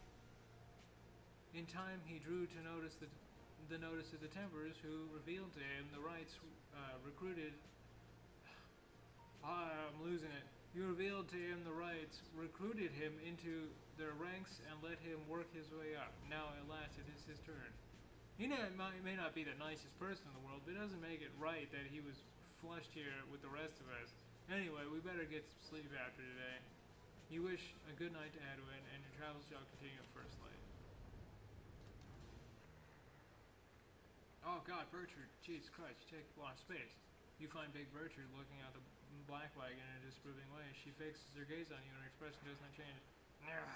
Such clutter added to the wagon since we looked upon it last, unsightly. We remember thee from the abode in the flagging hands. Then thou must be the reading one to whom Sandalwood referred.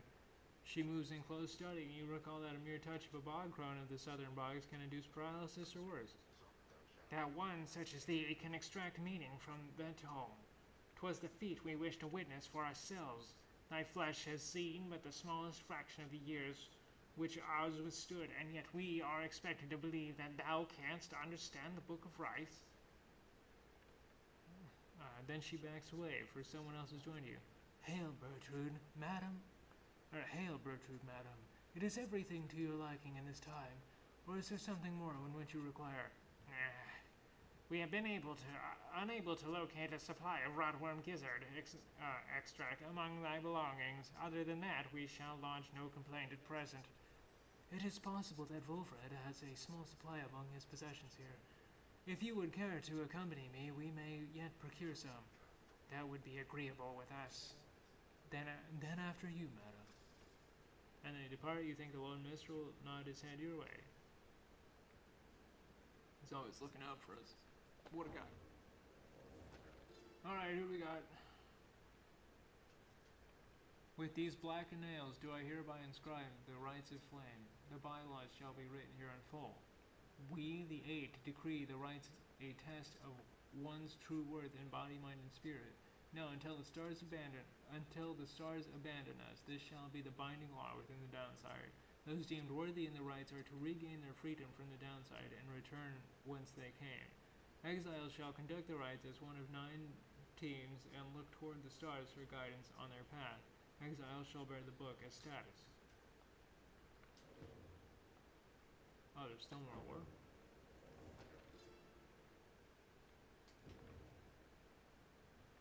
Oh yeah. We the Eight have seen the turning of the stars from now until the ending of our age. Heed their guidance and ours.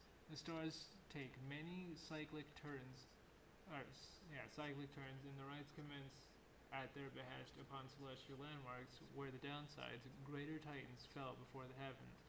Bearing this, the book bestowed on your tremulative team, you, the reader, shall perceive under which stars you are to congregate. Follow where they lead, as your adversary shall. If either of you fails to appear, then neither of you walks the path. Whether you prevail or you fail, from that point the stars shall guide you. The rite shall not commence unless the necessary preparations are complete at a celestial landmark ere the stars align. Exiles shall conduct the rites bearing the book, of which there are but 40 copies, each bound in astral hide. Exiles shall wear the sacred raiments fashioned in our likeness at the summit of Mount Alodiel. Their identities are to be concealed, for they shall represent us all.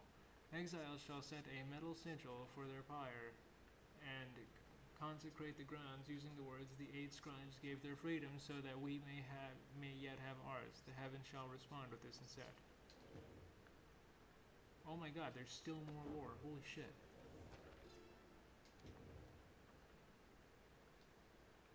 At the appointed time, in aligning the stars in heaven, shall rain down upon the ground sufficiently prepared, and thus the 2 opposing pyres shall be set ablaze. Thus shall commence the rites. Teams are to protect their pyres as they would their lifeblood. Lifeblood itself is never to be shed before, during, or after any rite, lest the disobeyers suffer permanent expulsion. Exile is injury enough. The rite is an act of mercy. Fear not the purifying flame. Plunge into it headlong without fear, for you shall be protected by the stars themselves. Seek freedom in the flame.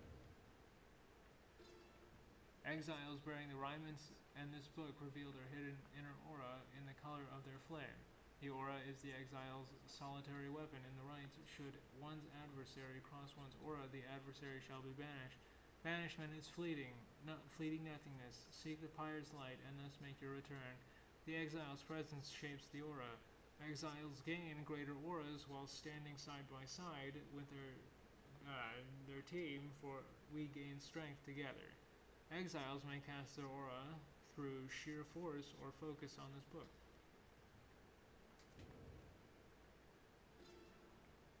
As the 2 flames are lit, so shall the celestial orb fall from the heavens. But one such orb shall be availed by the stars, requiring teams to vie for it.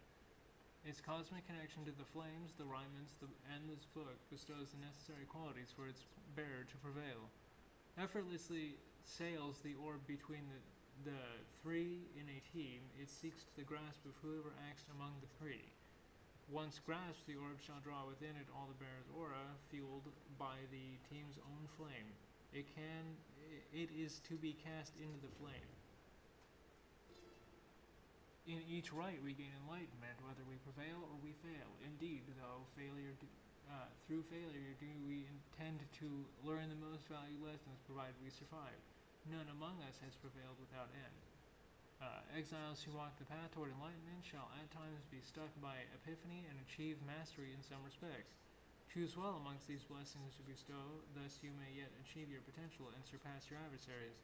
Whether you prevail, your team earns favor in time. The team with the most favor shall be summoned to the liberation rite to earn a chance at freedom.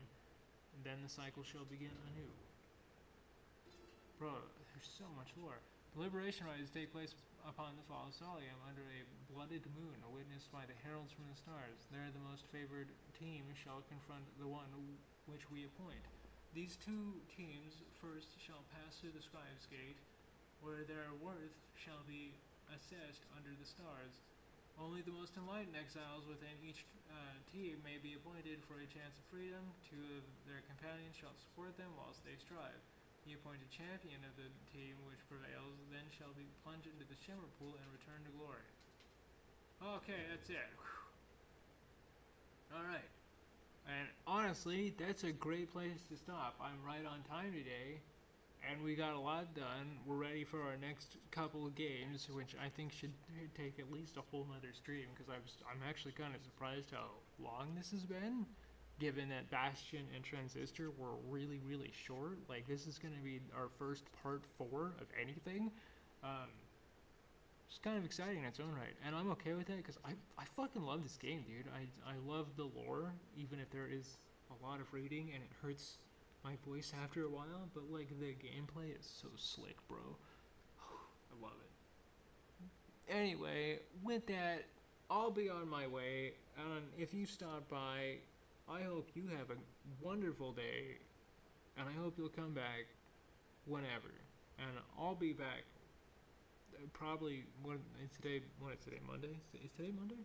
Yeah, Yeah, so I'll probably be back Wednesday, and we'll see how far we can get. And with that, I bid you a fond farewell. Goodbye!